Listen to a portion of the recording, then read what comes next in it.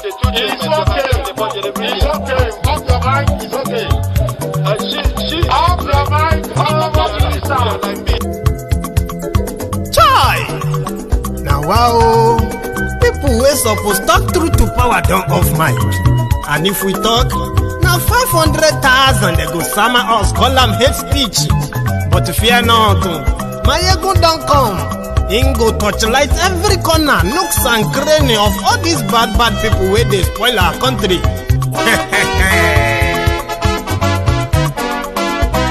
So my people make we laugh, oh, yo, yo. My ego don't come, oh, yo, yo. My people make we shout, oh, yo, yo. My ego don't come, oh, yo, yo. My ego don't come, man of the masses, oh, yo, yo. My ego don't come, oh, yo, yo. My ego diary politico, oh, yo, yo. My ego don't come, oh, yo, yo. This one not the off in mind, oh, yo, yo. My ego don't come, oh, yo, yo. Can in the touchlight every corner, oh, yo, yo. My ego don't come, oh, yo, yo. Okay, some people be they holla say they want the power. Chai, them be promise us say we go get light and power. Them hustle sote they can't get the power. But now they know they do anything with the power. Every day, dollar just they get the higher power over naira. See them talk say make we off mind, but thank God say my ego don't come. So my people make you ladder, oh, yo yo. My ego don't come, oh yo yo. My people make we shout, oh yo yo. My ego don't come, oh yo yo. My ego don't come, man of the masses, oh yo yo. My ego don't come, oh yo yo. My ego diary politico, oh yo yo. My ego don't come, oh yo yo. This one not they off in mind, oh yo yo. My ego don't come, oh yo yo. Person where they do evil, no one make person talk. Them say that my yegun, that man too they talk. He too they talk. Say my yegun diary, he they hot like pepper. But every day then they take money in bulk. Poor man picking, they the street they hawk. Still them talk say make we no talk. But thank God say my yegun don't come. So my people make you laugh, oh yo yo. My yegun don't come, oh yo yo. My people make you shout, oh yo yo. My yegun don't come, oh yo yo. My ego don't come, man of the masses, oh, yo, yo. My ego don't come, oh, yo, yo. My ego diary politico, oh, yo, yo. My ego don't come, oh, yo, yo. This man not the off in mind, oh, yo, yo. My ego don't come, oh, yo, yo. Aha. Now you not done here. All these bad politicians, then we call themselves politicians. When they thief our money, we no want to make the common man get waiting supposed get for this country. Una never hear something. Now go hear one, my ego. You go show na paper. My ego diary political.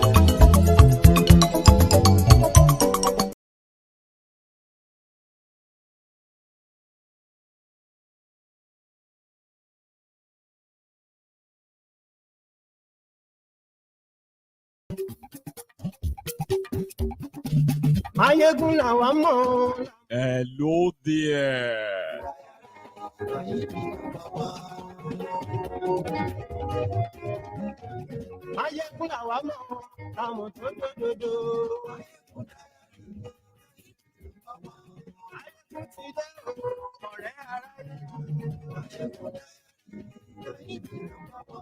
Lórí Facebook, lórí YouTube. Gbogbo bó ṣe ń lọ ni máyégún dá wa sí. Àṣírí ọ̀dẹ̀lú kì í tó níbẹ̀ o. Good morning to you. Good afternoon to you. Good evening to you from wherever you are joining us tonight. It is Mayegun Live.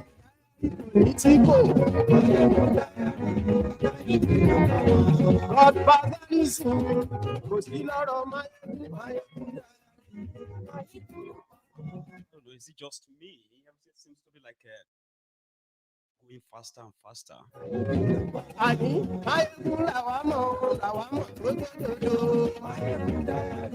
It is good to be back, but yeah, I know some of us who are a little bit concerned that, are you sure you are strong enough to do this? No, I'm not sure.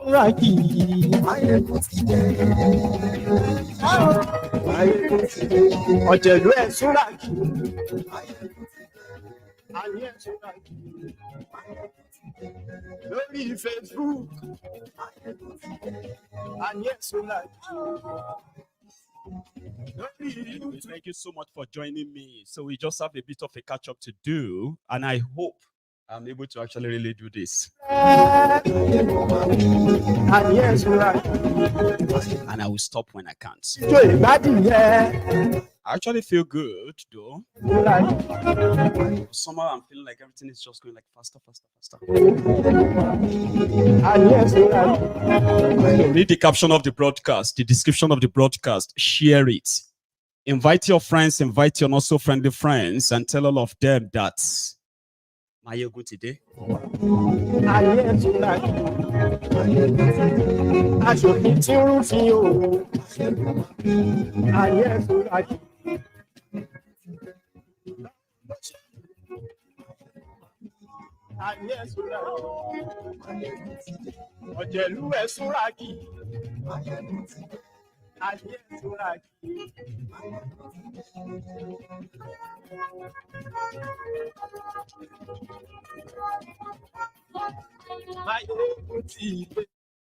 So today, it is good to be back, and it may feel a little bit, weird somehow as well, because yeah, I felt good to be back. At the same time, I'm actually like I don't know, like everything like faster.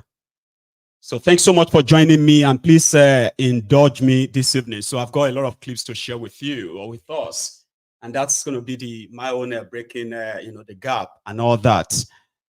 Indeed. So in the last few days when I've been away, a lot has happened, no doubt. However, I've managed to pick a few of them to share with you as concerning as they are. Indeed. So this week, the Thiefnubu's government actually made an announcement that they were arraigning those arrested for protesting against hunger, the End Bad Governance protest in Nigeria, and therefore they are charging them for treason. Treasonable felony is is with a punishment called death. So if you are charged for treason and for some reason you are found guilty, you will be killed. It is death or life imprisonment. And that's what Thiefnubu is introducing. So I have a lawyer here who actually expressed his own disgust and at the same time sent a message to the supposed Attorney General of Nigeria. We should possibly start from that. Fellow Nigerians, my name is Timothy Abiodun Olatukunbo Chubiyele. I followed the demonstrations. Some turned riotous. Some of the demonstrators were arrested. I learned they are now being charged for treason. I have to be honest. I am yet to see the charge sheet. But I had a top functionary of the present government address the world that demonstrators tried to overthrow the government of the land, and that they should wait for a change, wait for the next elections. I heard on a video a top lawyer, I think he's acting for the government. He said that demonstrators are being sponsored by foreign interests. I believe these demonstrators are being tried for treason just to deter other Nigerians from demonstrating. Demonstrators claimed that they were demonstrating against hunger in the land, which is real to many Nigerians. They claim that they were demonstrating against bad governance. When and how can demonstration against bad governance and hunger in the land turn to treason? I am pleading with the Honorable Attorney General, Chief Lateef Fagbemi. I have never met Chief Lateef Fagbemi in person. I've seen him at a distance in a party, but I've never met him in person. I was told that he was called to the Nigerian bar in 1985. In 1985, I was a junior lecturer at the Nigerian Law School, Victoria Island. I can't remember Chief Lateef Fagbemi as my student, but I can remember some of my students who were his mates. I remember Honorable Ogala, Babatunde Ogala, SAN. He was my student. I remember Chief Femi Fani-Kayode. He was my student. I taught Chief Femi Fani-Kayode Nigerian legal system. I taught lawyers who trained in foreign university. I remember Niyi Owolade, former Deputy Speaker, Osun State House of Assembly, former Commissioner for Health, Osun State, former Attorney General, Osun State. I remember Bola Ladna, the daughter of the law legend, Harry Ladna, who is now the managing director of one of the foremost banks in Nigeria. Ruth Banham. No, there's this other lady. Two of them studied abroad. They were newscasters on TV. That's almost 40 years ago. I've forgotten their names. So, Chief Lateef Fagbemi, I was called to the bar in 1980. I'm your senior at the bar. I am pleading with you as your senior. I am pleading with you as your teacher. Please, if it is true, I will be happy if you deny all that I've said. Withdraw these charges. Demonstration is not treason. Don't keep these children. Don't keep them in the cell. They'll probably be there for another 2, 3, 4, 5 months, even 1 year, because all you want to achieve, this government wants to achieve, is to deter demonstration. Then after some time, the charges will be withdrawn. Show mercy. You are a member of a honorable society. Don't play the wheel of politicians. You did not get to the office as any other politician. You are a lawyer indeed. I plead with you. Then what is the solution? Some people have said they want to go on demonstrations again. 1st of October. Please do not demonstrate. Fellow Nigerians. Yeah, I don't know. I just suddenly just felt like, I don't know why it's that. I was good. Coming to the studio earlier, I was actually really good. But I don't know, maybe it's because of the walk from the car down to the studio. And I know a lot of you will be like, oh, no, you shouldn't have. I know. I wanted to because I felt so. And everything in there seems to be like sorted. Right. And then somehow, I think I started feeling like a little bit better again. And that simply means that I am not 100% ready. I knew that. However, I just never expected to get in and then begin sweaty and all of that. And a little bit be like a jumpy, you know. That was so strange. But you know what? Let's keep picking it one by one until I can't continue anymore, okay? I was thinking that I'm probably just going to have to stop, but I'm so sorry that I have to put all of you through this stress or something, okay? It is actually not an emergency, you say, or I would say it's not an emergency, but when I don't feel well, and I've never felt like that before, right? So that simply means that I may need to take a break again, right? So, all right, I'll stop reading the comments so that I can see how far I can go tonight, okay? So indulge me. There's so much of that to actually share, right? So that's the rider. However, the last 1 week, 2 weeks in Nigeria has been like a hell for a lot of people looking for fuel and all that. And there's so many stories around that too, which means I don't really have to do much talking. However, okay. So let's go to the street of Niger. Just do it show, like that, okay? And then see how far we can take this.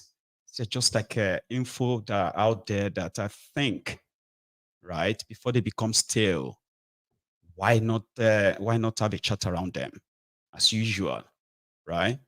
And I know that 90% of you will be like, oh, my ego, go and rest. My ego, you need to. I was feeling very well. If I wasn't, I won't be here. But surprisingly, when I walked into the studio, I started feeling like shivering, started feeling like sweaty and all that, you know, all that shit. So yeah, whether better or not now, okay, I think we can still take maybe 1 or 2 more, okay? So what we'll do is that the last few days has been like, I've been hell for a lot of people in that contraption, especially those who are looking for fuel. You know, the situation is that a liter of fuel has jumped from the 600 or so naira that it was. It has now jumped to over 1,000 nairas. In some places, almost 2,000 naira, right? And the experience on the streets, from what I gathered.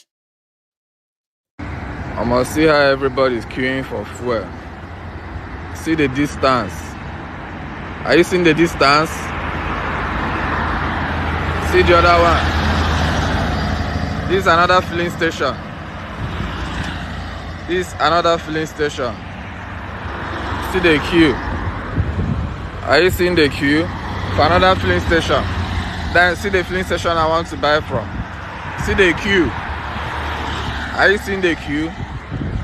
All down to that place. This is what we are facing in this country. Both the rich, both the poor, all of us we meet here. Now here all of us there. It is well. That's why those people say stop. 8:55. Oh. Latest news. 8:55. NNPC. Awolowo Road Ikoyi. This is mobile wey be say immediately just buy and go. Okay. No noise, no fighting. But now see. How much did they say now? 1,000. Okay. And you come now when you And come this is the queue. This is the queue for 1,000. Oh, yeah, follow me on the queue. Let's go. Bros, thank you. Yeah, God bless you. Very much, Thank you. Wato. Imagine full country now na scapegoat. Because animal politicians they wear coat. Uncontrollable on that throat. Make a dot to vote for animals to wear we are coat. And top in Yama country come the float. I'm on the stop on a new episode. Up on the matter, say them lost the code. Pastors no see Bible fancy quote. The hunger they much and they no get antidote. No antidote, cause the sack bad dope. Some they put call to Alpha and one baffy soap. People where they chat bad too much. So the embassy is a finish. It be like say aeroplane fuel it don't finish. I swear to God the fuel don't start. Situation report. Baba we no be your mate. Baba we they shake economy. Now you make me and my people with a sick autonomy. We want go. I'm the matter self with joke. Because everybody turn them to cruise. Because Nigerians love to they suffer and smile. They prefer to pray to God than to fight for change.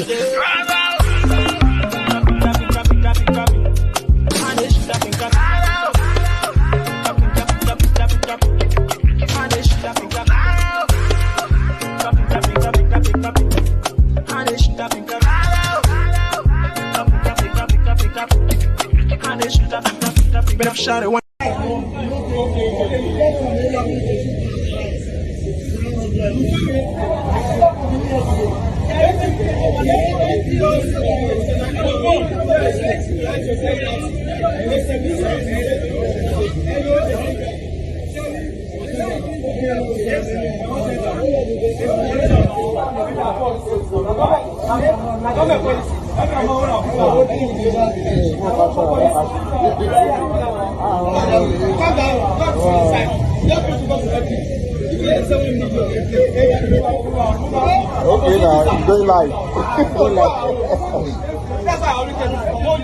Oh, you're sitting here. Oh, my God. Yeah, it's really in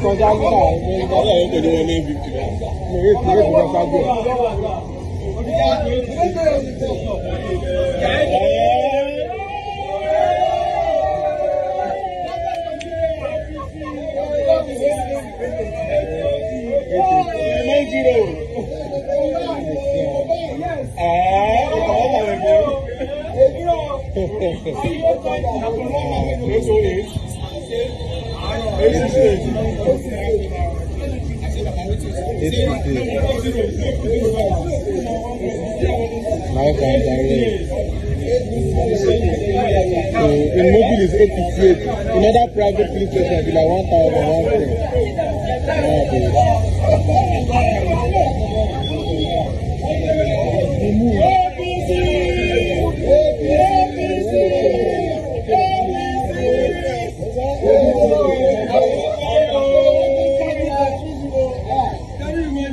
When you protest, go back yesterday.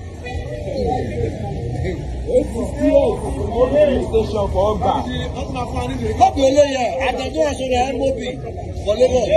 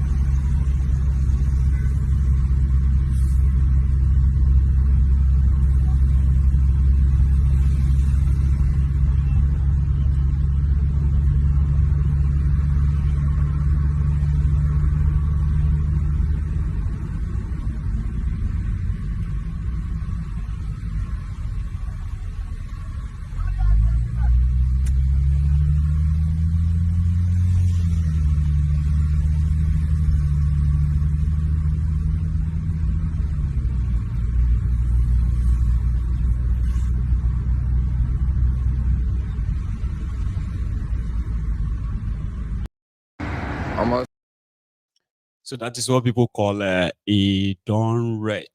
A done red, or a done red for that contraption. And that's just part of the clips of what people are going through on the street of Nigeria. As the price changes, other things are changing as well. You know that. Now, the continuation of that clip, before I actually add more, right? Let's go back to that street.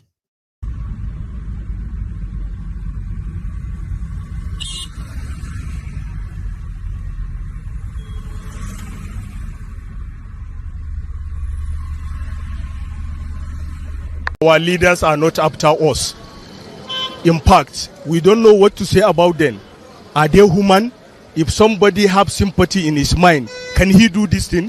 They are really cheating us, and God is there watching them. Definitely, we have to change all these people to set another group so that we can be able to achieve what we want. Definitely, fuel impacts on every other thing. Whatever it is, even if it's crayfish, fuel impacts on it. Because those guys, they pay for transportation and all of that. So fuel is a primary commodity. We should do better than this. In NNPC mega station, where they for Otoro, we buy fuel 940 naira. No, I'm not happy. I'm so sad. I want government to bring back our subsidy. This change where we get today, we're not happy with them. Any people where we did for this country, we're not happy with this change. People they cry, people they die because of food, fuel subsidy, and the rest of the problems. I have been on this queue since on Friday evening, hoping they will sell, because some of the staff told us that fuel is on the way coming, so we have to wait patiently. In the first place, they told us that they will sell at the rate of 904. But now, this evening, they came out with another strategy that they are selling at the rate of 1,001 or 1,000 or so. But please, we are begging on the federal government, please, they should look inward and then solve this problem of this fuel scarcity. We are tired. How much is a bag of rice in the market? Some are buying a bag of rice now. You cannot get a bag of rice 72,000. No, it has skyrocketed to 80-something,000. Today we came out around 5 a.m. to queue for the fuel. Really, they brought in the fuel, and they start dropping the fuel, and they went and changed the litre to 904 per litre. We asked them why. They say order from above, and we said okay. Nigeria was still ready to sit by, but from that 5 a.m. till now, some people are here since Friday. Some people slept here for over 3 days, and we came and joined them. Till now, they have not given a litre to anyone. They said they're waiting for an order from Abuja, and before the result of the price that they shoot up, I called my wife again to go to the market and get me a bag of rice because of my children. She called me from the market that the bag of rice now is 85,000 naira. We all came from Jos for like 3 days now, and we are here. Like me, I've not taken my bath for like 3 days now. I'm just hoping to get the fuel, then I'll go and load and go back. That's just my own problem. We have been on the queue the way we came since the first day. That's how we have been up till now. Me, I used to understand from this thing they are trying to do is maybe they will hoard the fuel, they will not sell for us. Maybe they will sell to the black marketers. They will buy for that same rate of 9 something, then they will sell it for 1,000 something. I feel that's what they want to do, but which is wrong. We are all Nigerians. The price of fuel is actually $9.99 here, and that's such a sad situation because I remember when it was like 165, and we were all shouting and saying that's too expensive, and right now it has gotten to $9.99, and it's such a sad situation. Fuel is a very essential commodity, and if we cannot make it affordable, there will be problem with transportation, and problem with transportation actually also means that there will be problem with food exports and transporting foods and goods and everything. There will be a price hike in everything, and that's going to destabilize the economy. It will not be good for the economy. I've been in town since morning looking for fuel. You can't believe I came to town since 8 o'clock. I just got fuel now. Understand? So the whole thing is becoming so difficult for motorists. Now the way this thing has gone up, transport will go up, food stuff will go up. In fact, virtually everything will skyrocket, and it's not fair. It's just like somebody being in water, yet soap is entering his eyes. We are in abundance, yes, we are suffering. So our leaders are not even helping us at all. But this one, they say 700 for 50. They cost 950. You add 200 for your own, 1,002. Oh, wow.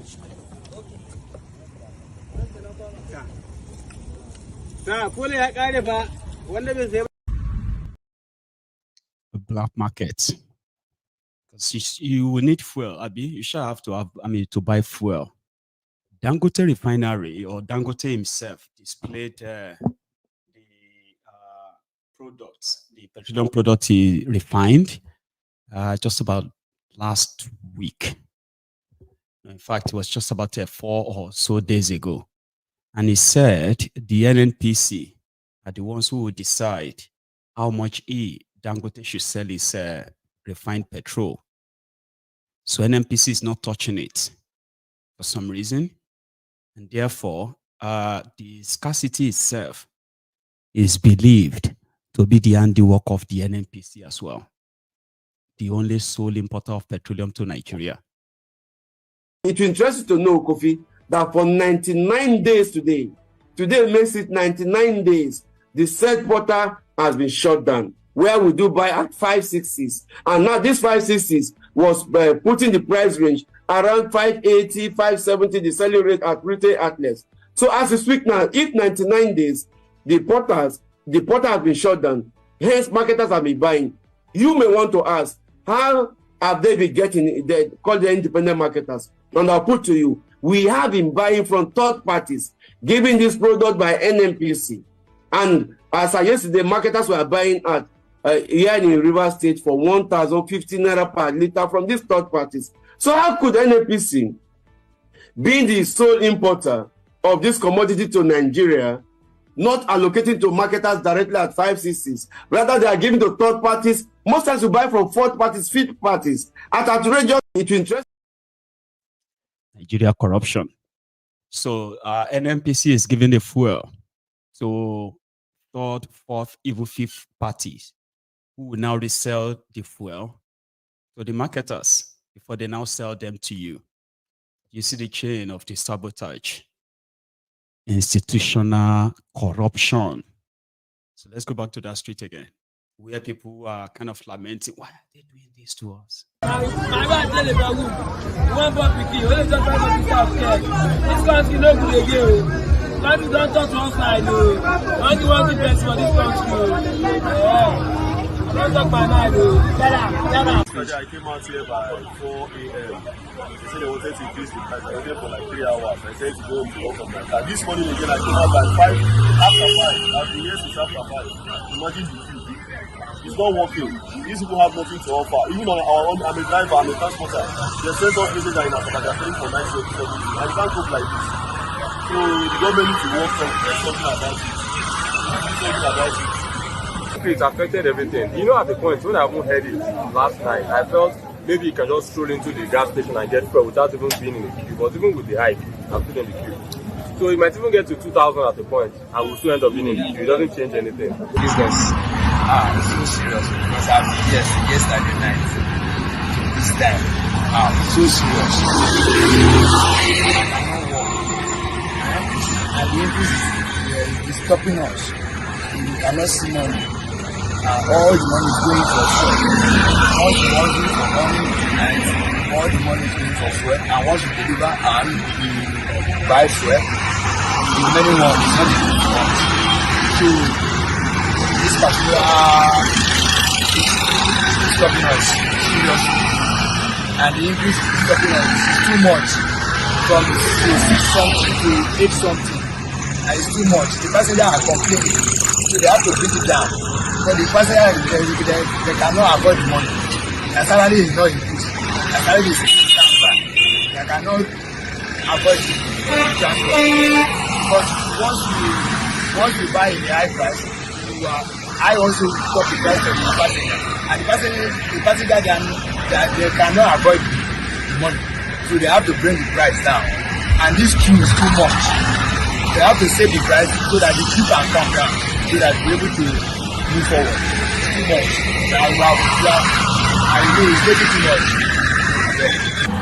much. So it's normal now. It's like we are used to the situation. It has been like this all this while. So it's normal. It's no longer a news to us anymore. Well, so it's just that we as in Nigeria, we have done to anything we see, anything we hear. Nothing is happening, nobody to ask, nobody to talk to. So it's normal. It's not something that I don't think we are worried about it anymore. You can see how the queue is now. From example, I'm just from the hospital, but I need to buy fuel. So it's normal. You can't compare. It's not, the margin is too much. You can't, you yourself, you should know. You can't go there. I want to buy 30,000 fuel now. It will not up to half tank. So the situation is just something else. It affects so much, very, very much, that everything, house rent, food, everything, transport, everything. From example, I did not drive my car yesterday. From my house to this place, I used to pay 300. I paid 600 yesterday. It affects everything. Everything. So there's nothing to compare about. Nothing is not, in fact, nothing. I didn't expect less. I had always known that a day like this will come. What do you expect from, a failed government that came in through a stolen mandate? It was not the will of the people. So the person who we have as the president of the country is indifferent to the plight of the people. Why? Because he came in through the back door, and all he cares about is just himself and whatever thing that he feels he wants to become. He wants to be a president. Now he's a president. Every other thing does not matter to him. So very soon we will still buy fuel up to 2,000 naira, and Nigerians will still buy it. We are used to it already. So Nigerians are the kind of people who are also nonchalant. Let me use that word, because if we are really very, very strong-willed, I don't see any reason why we don't stand on our feet and say no to this bad government. So I am tired of this country. As a matter of fact, I'm tired of this country. But let's keep watching. That's what everyone says. I'm tired. Are you not tired? Then what are you going to do about it? If you are tired of something, what are you going to do about it? You have to stand up against it or change it, right? That too is not their forte. Because a lot of people actually want a messiah, somebody that's just going to come and just take away all the trouble and then make their life much better.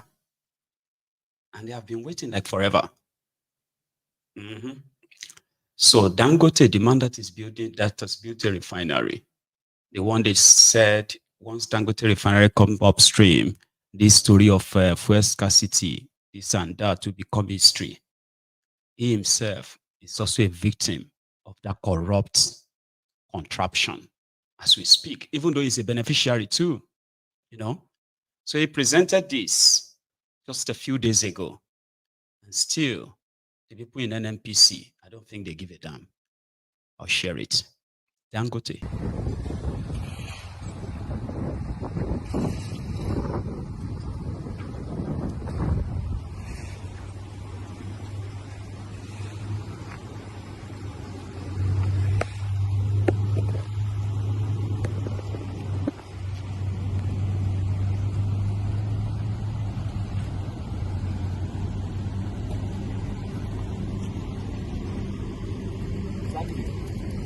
Where is that?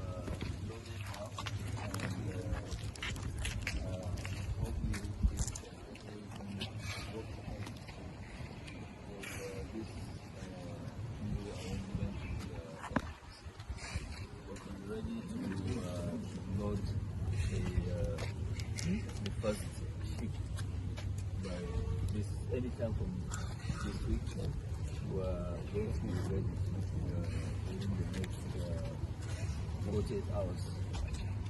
So we are ready. At least what I said earlier was very, very historic. And I want to thank once again the people of Nigeria, the government of President Bola Ahmed Tinubu for making us achieve this monumental, get. It is something that we actually love doing to make people very proud and make it something that looks possible to do whatever. For creating the environment for us to thrive and also achieve this monumental task of giving energy to our people for growth, development, and prosperity. I think this has been really a very, very great, move. And I think I want to personally also thank Mr. President Bola Ahmed Tinubu for creating this idea of Naira for crude and also Naira for the product. Doing that, it will give a lot of stability for the Naira, where now you remove 40% of the demand of dollars in the market, and that will actually stabilize the market. But that's not it. As you know, there's quite a lot of what you call round tripping, where people now do documentation and the fuel does not come into Nigeria, and this is a fact. So right now, as we have this refinery working, it will show the true consumption of Nigeria. We can track every single loaded trucks, and we will try as much as possible to track the loaded ships. Trucks, we can tell you where they are. Just like now in some of the products that we do, we can tell you exactly the consumption pattern and co. But that is a discussion for another day. Today's discussion is just to celebrate and to thank God Almighty for bringing us to this stage of now producing gasoline. And I know that a lot of people have not actually believed that we'll be able to deliver, but we've been able to deliver. I must really thank most especially Mr. DVG Edwin, who is the Vice President Oil and Gas, for having sleepless nights for no vacation. In the last 7 years, he's been to vacation only once. And, thank our Vice President also, Mr. Koolu Alake, for making sure that everything was perfect. The finances are also in order to be able to meet up with this challenge. And, on the commercial side, Fatima, I must thank you also for doing a great job. Congratulations. But most especially what I keep saying is that we must thank the president and also the government for making this possible. Without their support, there's no way we'll be where we are. So we thank them, and I hope this refinery will actually change the entire dynamics, not only in Nigeria, but in sub-Saharan Africa. The capacity that we have will not only meet up with the Nigeria's demand, will meet up the demand of the sub-Saharan Africa at least. So we thank you very much for your support. We will now take you. You can see that this is the sample. This is the sample of the petrol. It might be a little bit, you see it like a different color, but that's the real this thing. So you are now going to have good petrol where the engines of your vehicles will last longer. You will not be having an engine issue, which a lot of us were having. It won't happen at all. The quality here will match that of quality of anywhere in the world. US, America, we will make sure that nobody will beat us in terms of quality. So thank you very much. It's not, it's a celebration day.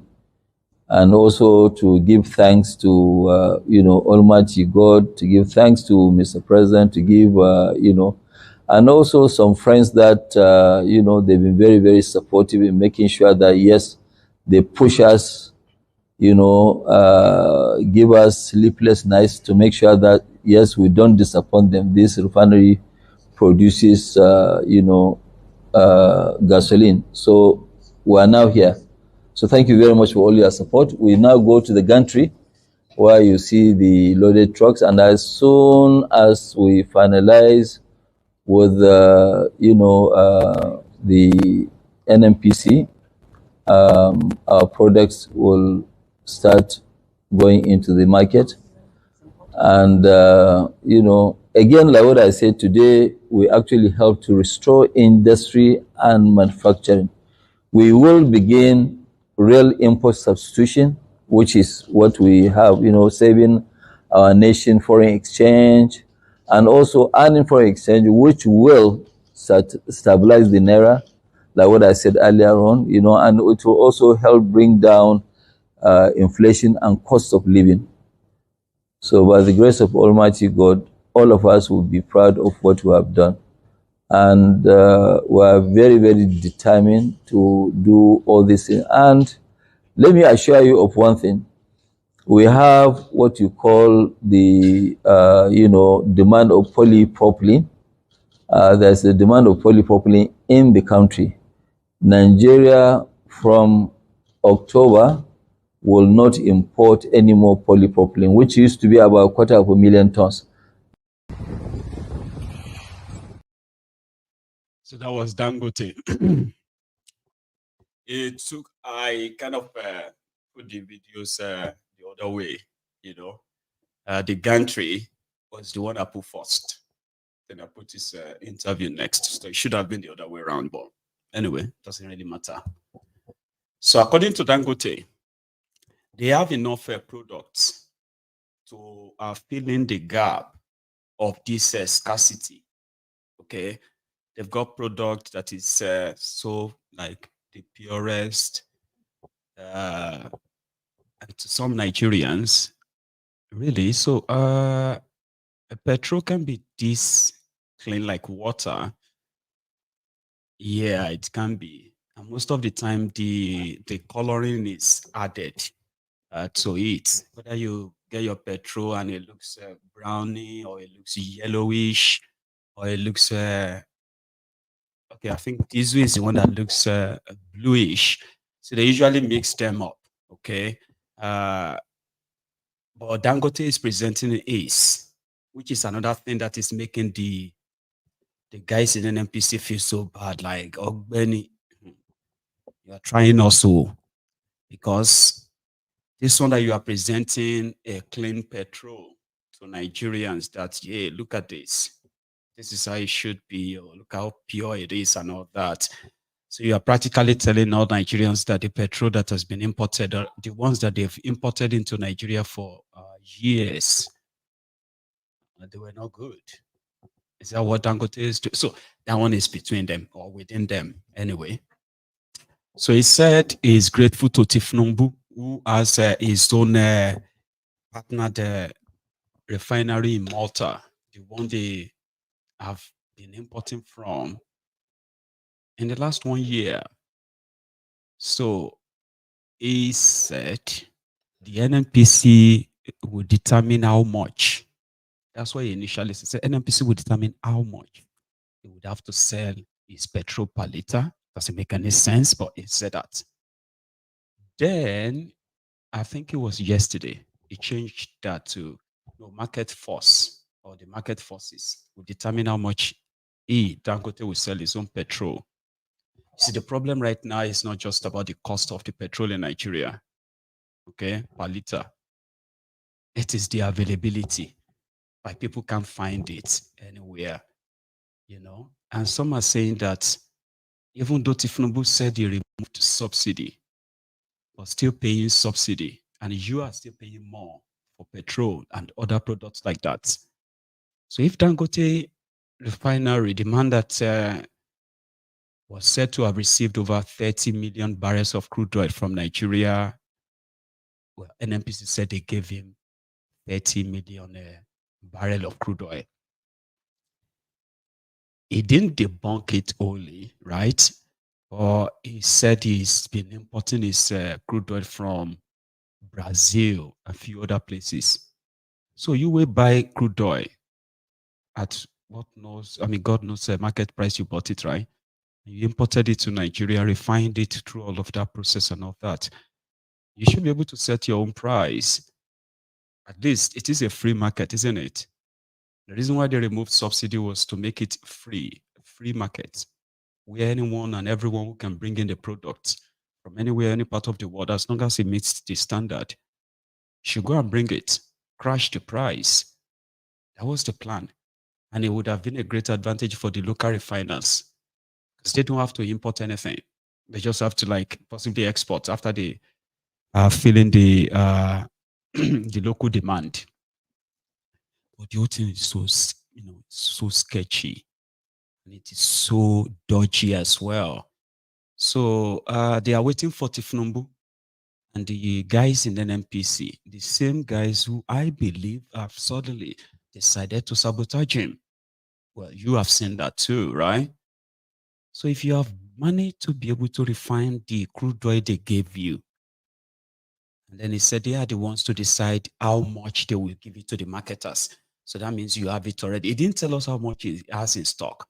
Like for example, I say, oh, Dangote Refinery has, we have, I'm just using this as a scenario now, right? Let's say Dangote Refinery says we have refined 100 million liters that we can release to the market in Nigeria right now. Okay, crash out this scarcity and all of that, and get everybody going, and then we'll probably be able to fill in the gap as we go on as well. So this should be it, but the whole thing is still dodgy. There are so many questions unanswered, but you can get the answers yourself by looking at the pieces of the information that are available to you. I'm talking to those of you in Nigeria right now because you are the only people who can tell what you are going through and how it feels to be living through this right now. Sure, you get. So common sense thing would be like, okay, if Dangote is refining, how much have you refined? How many of the products have you refined? How much do you have in your reservoir? Yeah, we've seen the tankers who are ready to load all the products. But does that mean that the tankers loading the products are what? NNPC tankers? Independent marketers? It should be a free market. That's what they said. They have a word for it. African Wala, help me. There's a word for it. They call it deregulation. Yeah, deregulation of the downstream sector. So when you deregulate and you remove subsidy, it simply means government has no say in oil, what do you call it, oil market and the rest of them anymore. Well, that's not true. It's not true. So again, questions unanswered. Okay. I would love, I have been searching for that, so I didn't get it. If not, I'll probably have shared that with you. I haven't really got where or how much Dangote has in his stock. And then why NNPC, who knows this too, why they sort of are looking away when people are going through what they are going through right now. Then he said he's waiting for Thiefnubu to determine the price. So if Thiefnubu and gang comes and say, okay, you know what, go and sell it for 200 naira per liter, is that going to be profitable for a private enterprise, a private business like that of Dangote? Private.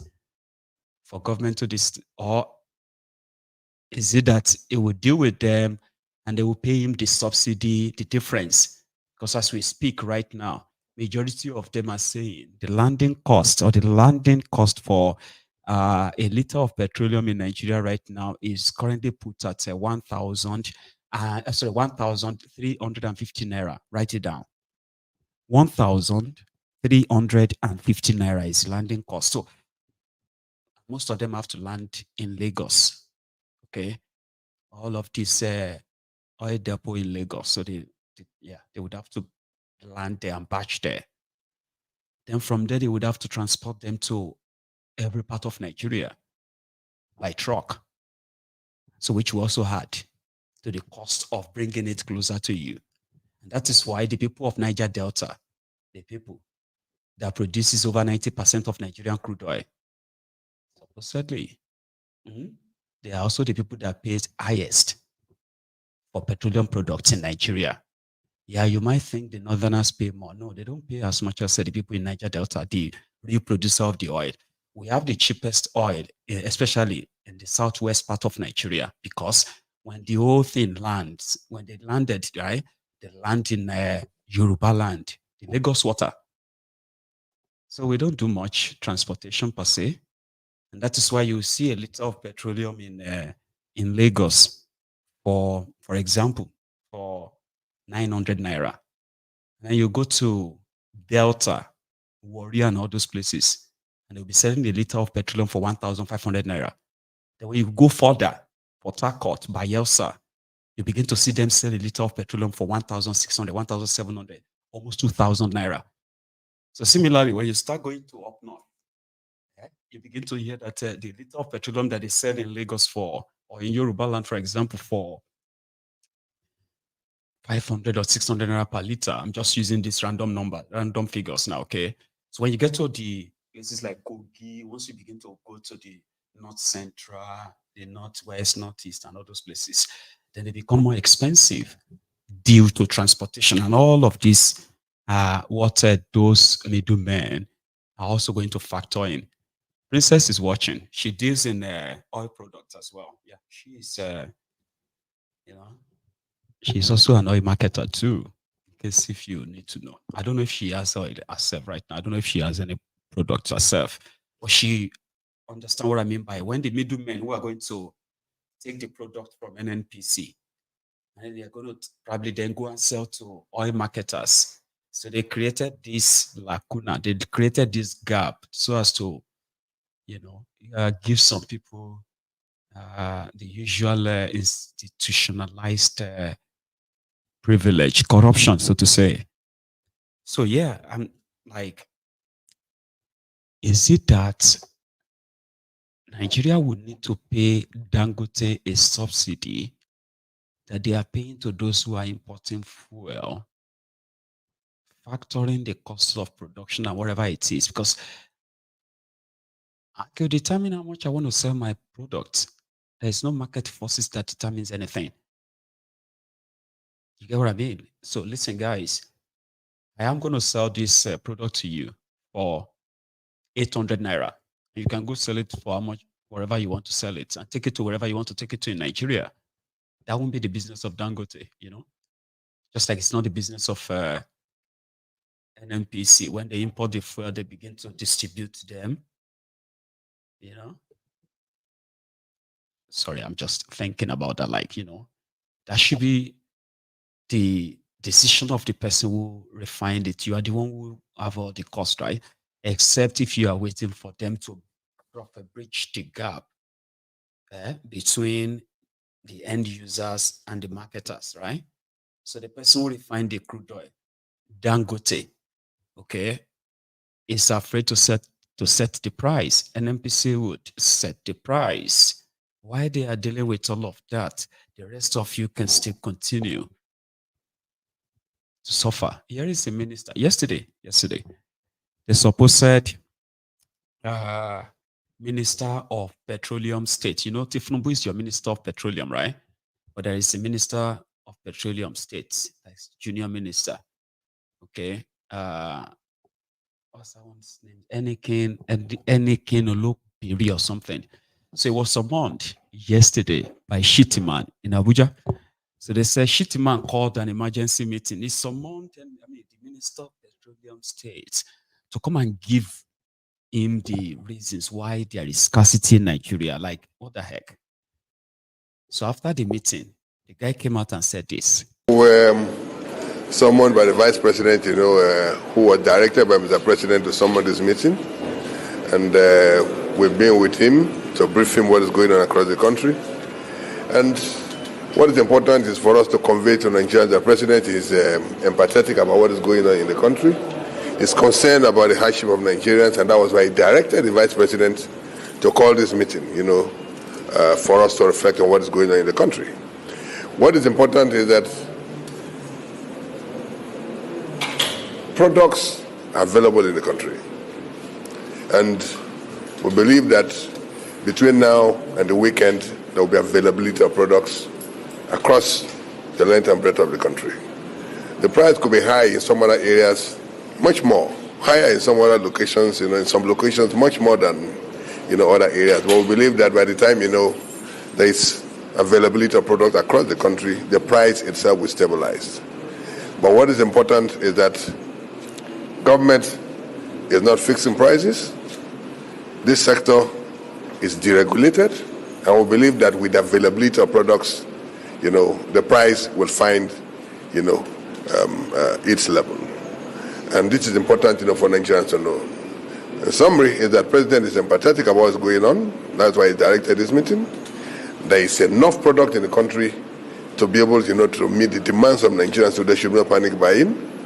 And we also believe that the Nigerians need to know that government is not fixing prices. I think that is what, I want to convey to Nigerians. All regulatory efforts are now geared towards stabilizing supply, with the resultant impact that it will be positive also on the stability of price. To that objective, the regulator is ensured that there's increased operating hours from all loading depots. Vessels are being cleared promptly, and extended hours where safety can permit for truck outs as well. More importantly also is the reinforcement of the support being given to local refiners, because with increased production from them, indeed, like the minister has said, there will be higher supply, which will stabilize the price. That's the effort that the regulator is making. Thank you. Summoned by the vice president, who was directed by Mr. President. So NNPC, so the arrangement was that the NNPC will buy from Dangote, and the NNPC will now distribute it to marketers, who would then now take the products to all over the country. I don't understand. If the government says we are not paying subsidy anymore, even though they are still paying, right? So let's take them the word. Okay, you are not paying it anymore. That means you don't decide how much the product should be sold.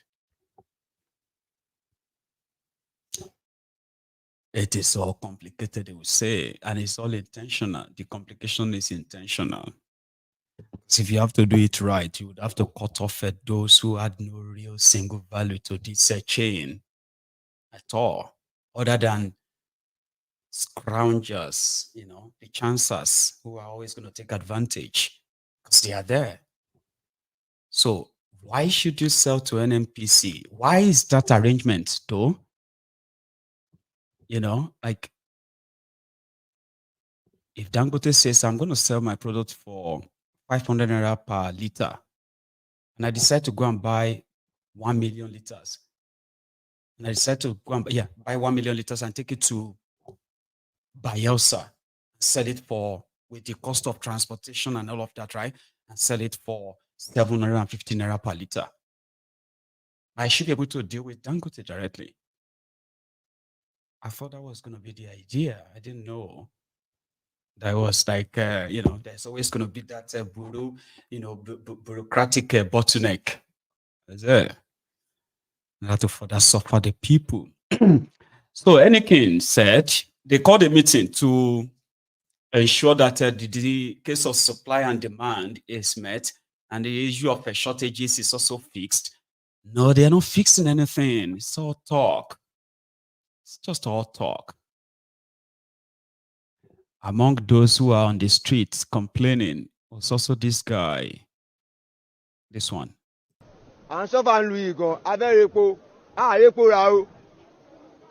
ọtí náà wà ń lé epo ni o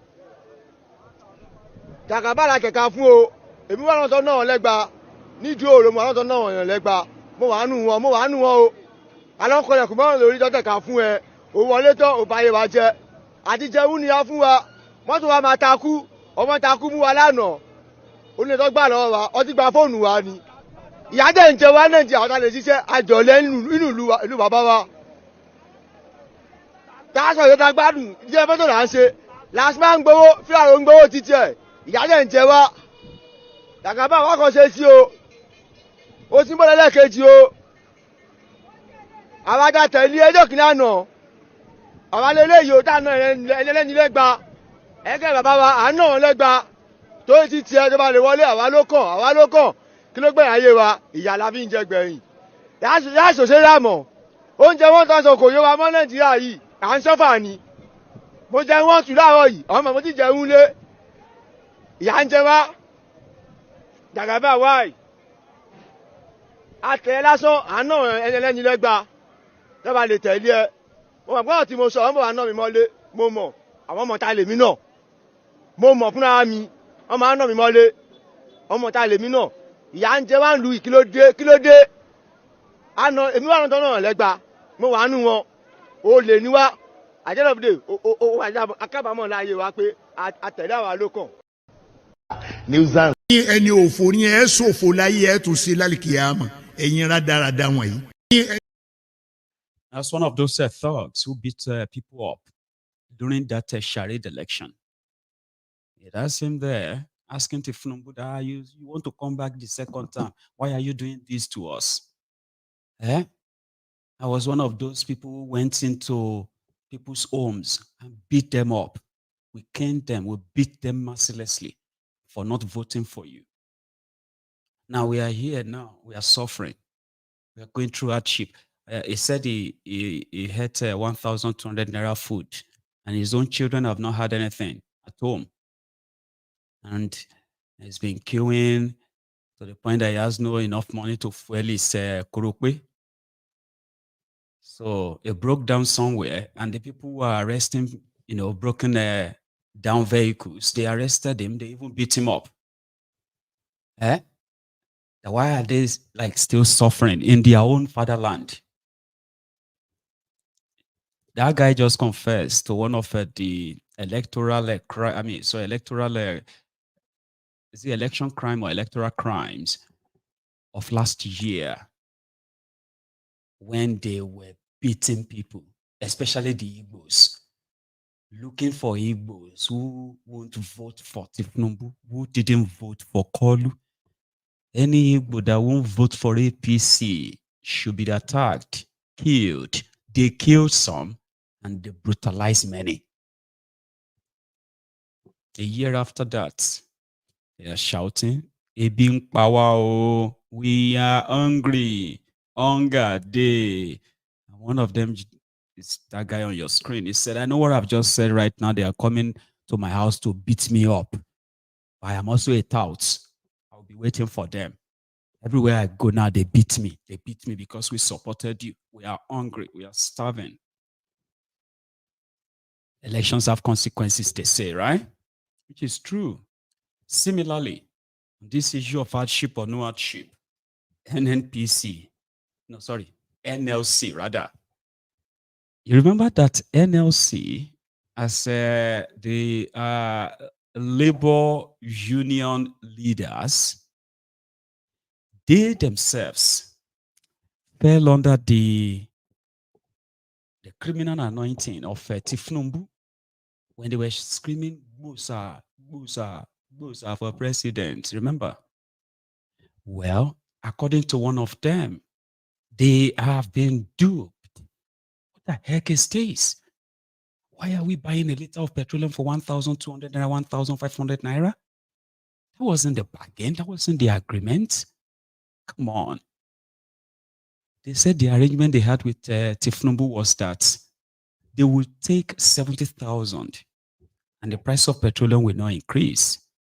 I said, "Oh, really? Is that what he promised you?" They say, "Yes." So what do you think now? Oh, he deceived us. Really?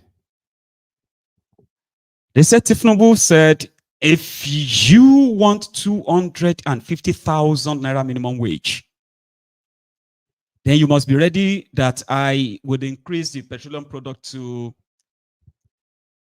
over 1,000 naira.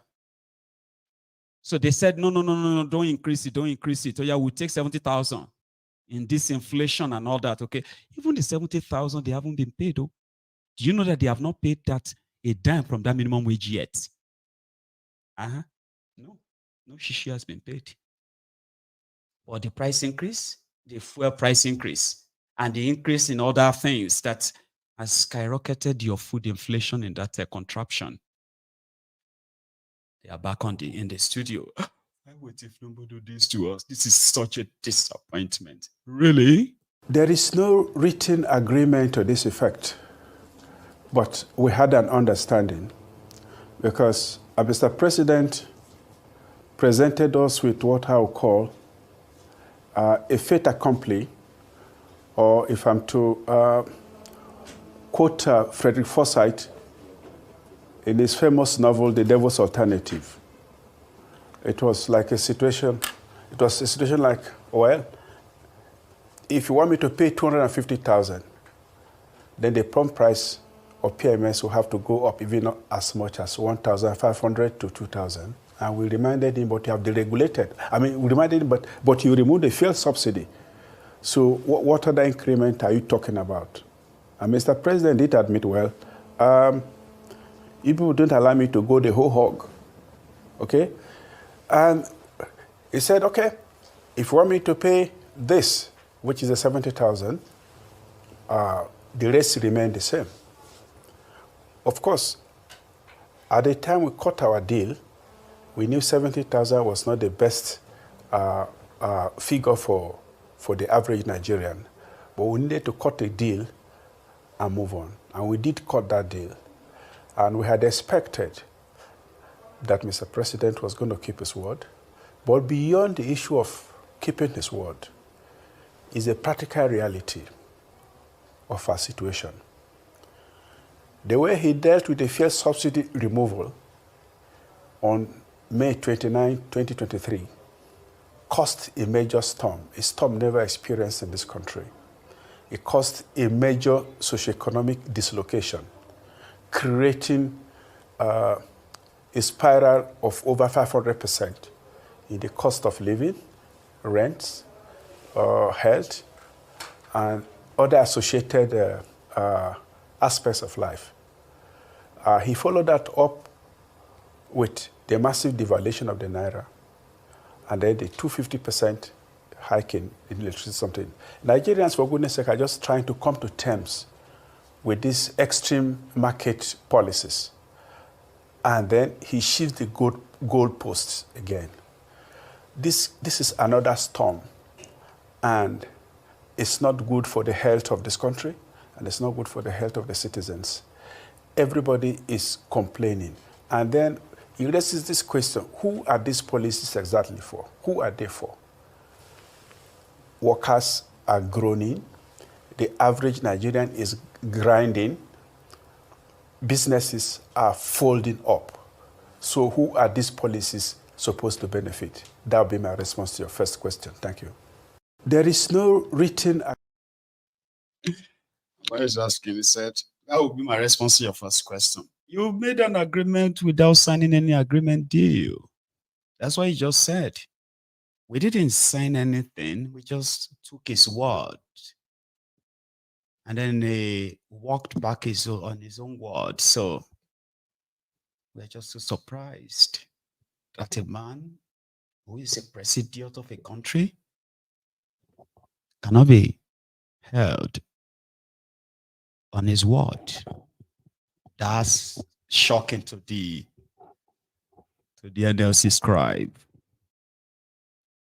Anyway, away from that, Koolu is in China, right? And according to them, he went to China to go and bring investors to Nigeria. So he must have told them something, right? I've got 2 clips of what he probably told them. And you can keep looking forward to the investors coming to Nigeria from China. Even though most of your what do you call it? Most of your common patrimony are being signed off right now. Maybe you have all those who are currently extracting illegally, most of them illegally, extracting your mineral resources and taking them out of Nigeria by just greasing the palms of some of these lunatics, these criminals, these crooked criminals in your government led by Thiefnubu, Koolu himself. So maybe this is what he told them in China. Okay, hang on. This is what he told them in China. Okay. So you can then tell me how many investors are you going to be looking forward to from China? Yesterday, Koolu in China was speaking to Xi, Albina Xi, the premier of China, the Chinese premier. Listen, please do not raise your hope, okay? It's all badadash, word salad. So I don't want you to kind of listen with rapt attention. Like, oh, he's going to say something and then be disappointed. But you just still have to kind of listen. The short one, or let's go with the long one first. Then we'll come back to the short one. It can be boring, but I beg of you to please listen. Good cultural entertainment and display of diversity in excellence in learning and collaboration. Thank you very much.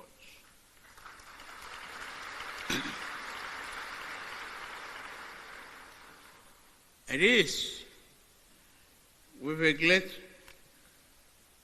joy and pleasure that I stand before you today, celebrating the remarkable partnership between Africa and China, a bond that has not only endured, but has grown stronger since its inception in the early 50s.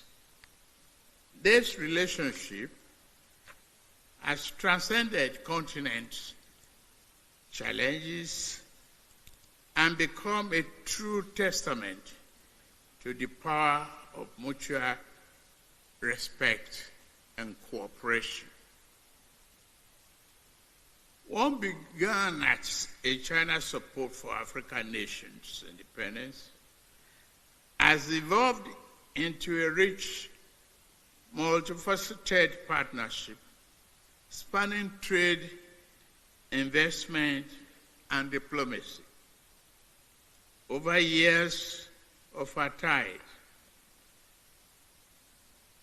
we have been solidified. We share through high-level engagement, strategic agreement, and a shared vision of growth. Today, we gather to reflect on the progress we've made and chart the course for even greater achievements. At this stage, I must say congratulations to the earlier speakers, particularly our co-chair, my brother and friend, the President of Senegal, Bassirou Faye,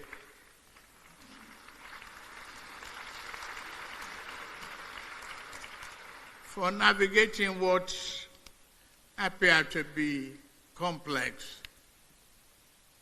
in a very simple manner and got us to this position. Thank you very much for your contribution. I said throughout our journey, there have been defining moments that have shaped this partnership. China has consistently demonstrated its commitment to Africa, not only through financial and developmental support, but also through cultural exchanges that bring our people closer and closer together. The establishment of the Institute and Chinese cultural centers across Africa exemplifies the depth of our cultural fusion and shared learning. A landmark of our relationship came in year 2000, with the establishment of the FOCA. This platform has been pivotal in strengthening our economic ties and reaffirming our commitment to mutual progress.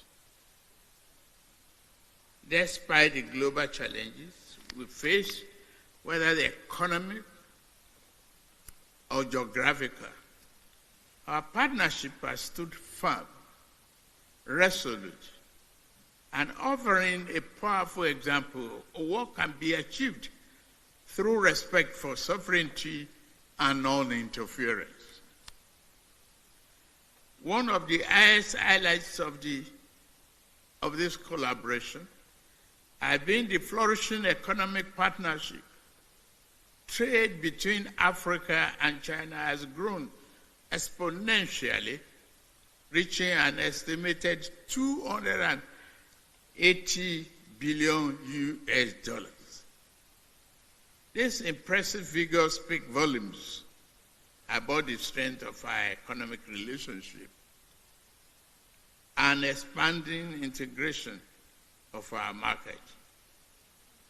I say, China's Belt and Road Initiative, aligned with the Africans' own infrastructure goals under African Continental Free Trade Agreement. This offers even a greater promise. The success of FOCAC and our broader partnership emphasizes the importance, truth, that global progress is not a zero-sum game. By working together and joining hands and looking for that win-win solution, we create opportunities for sustainable development and shared prosperity. This is not the Ahmed Bola Tinubu I know. Since 1992, when I encounter you, I don't think this is the Ahmed Bola Tinubu I know. That calls me his friend, and I call him my friend, and calls me my son, and I call him my father. This is not the Ahmed Bola Tinubu I know.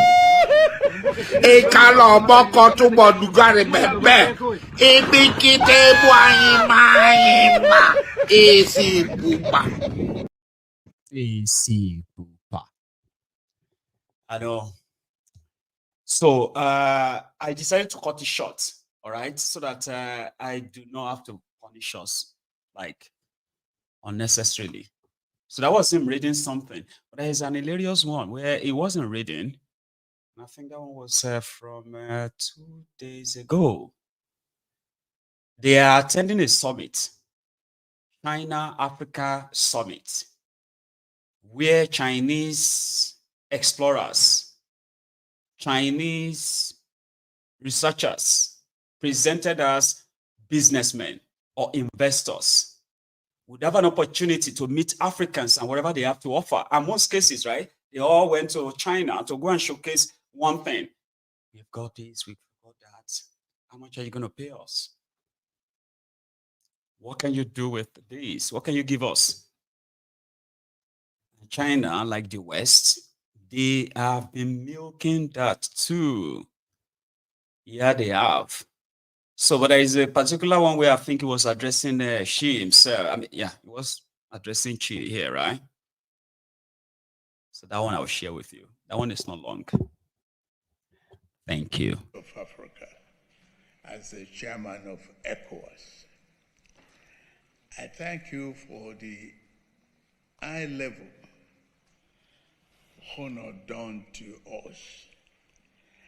And we need to anchor this. I agree with you that China-Nigerian relations that is over half a century should further strengthen our trade and economic development program. Nigeria has a very great potential as largest population in Africa. And a very young population to drive the economic development and programs. You have upgraded the relationship to more than what is just strategic, a comprehensive developmental program. I agree with you.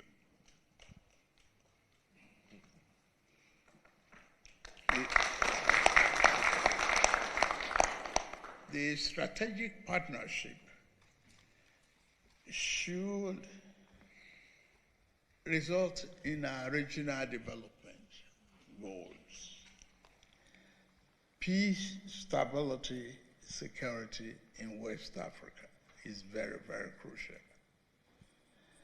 Nigeria remains committed to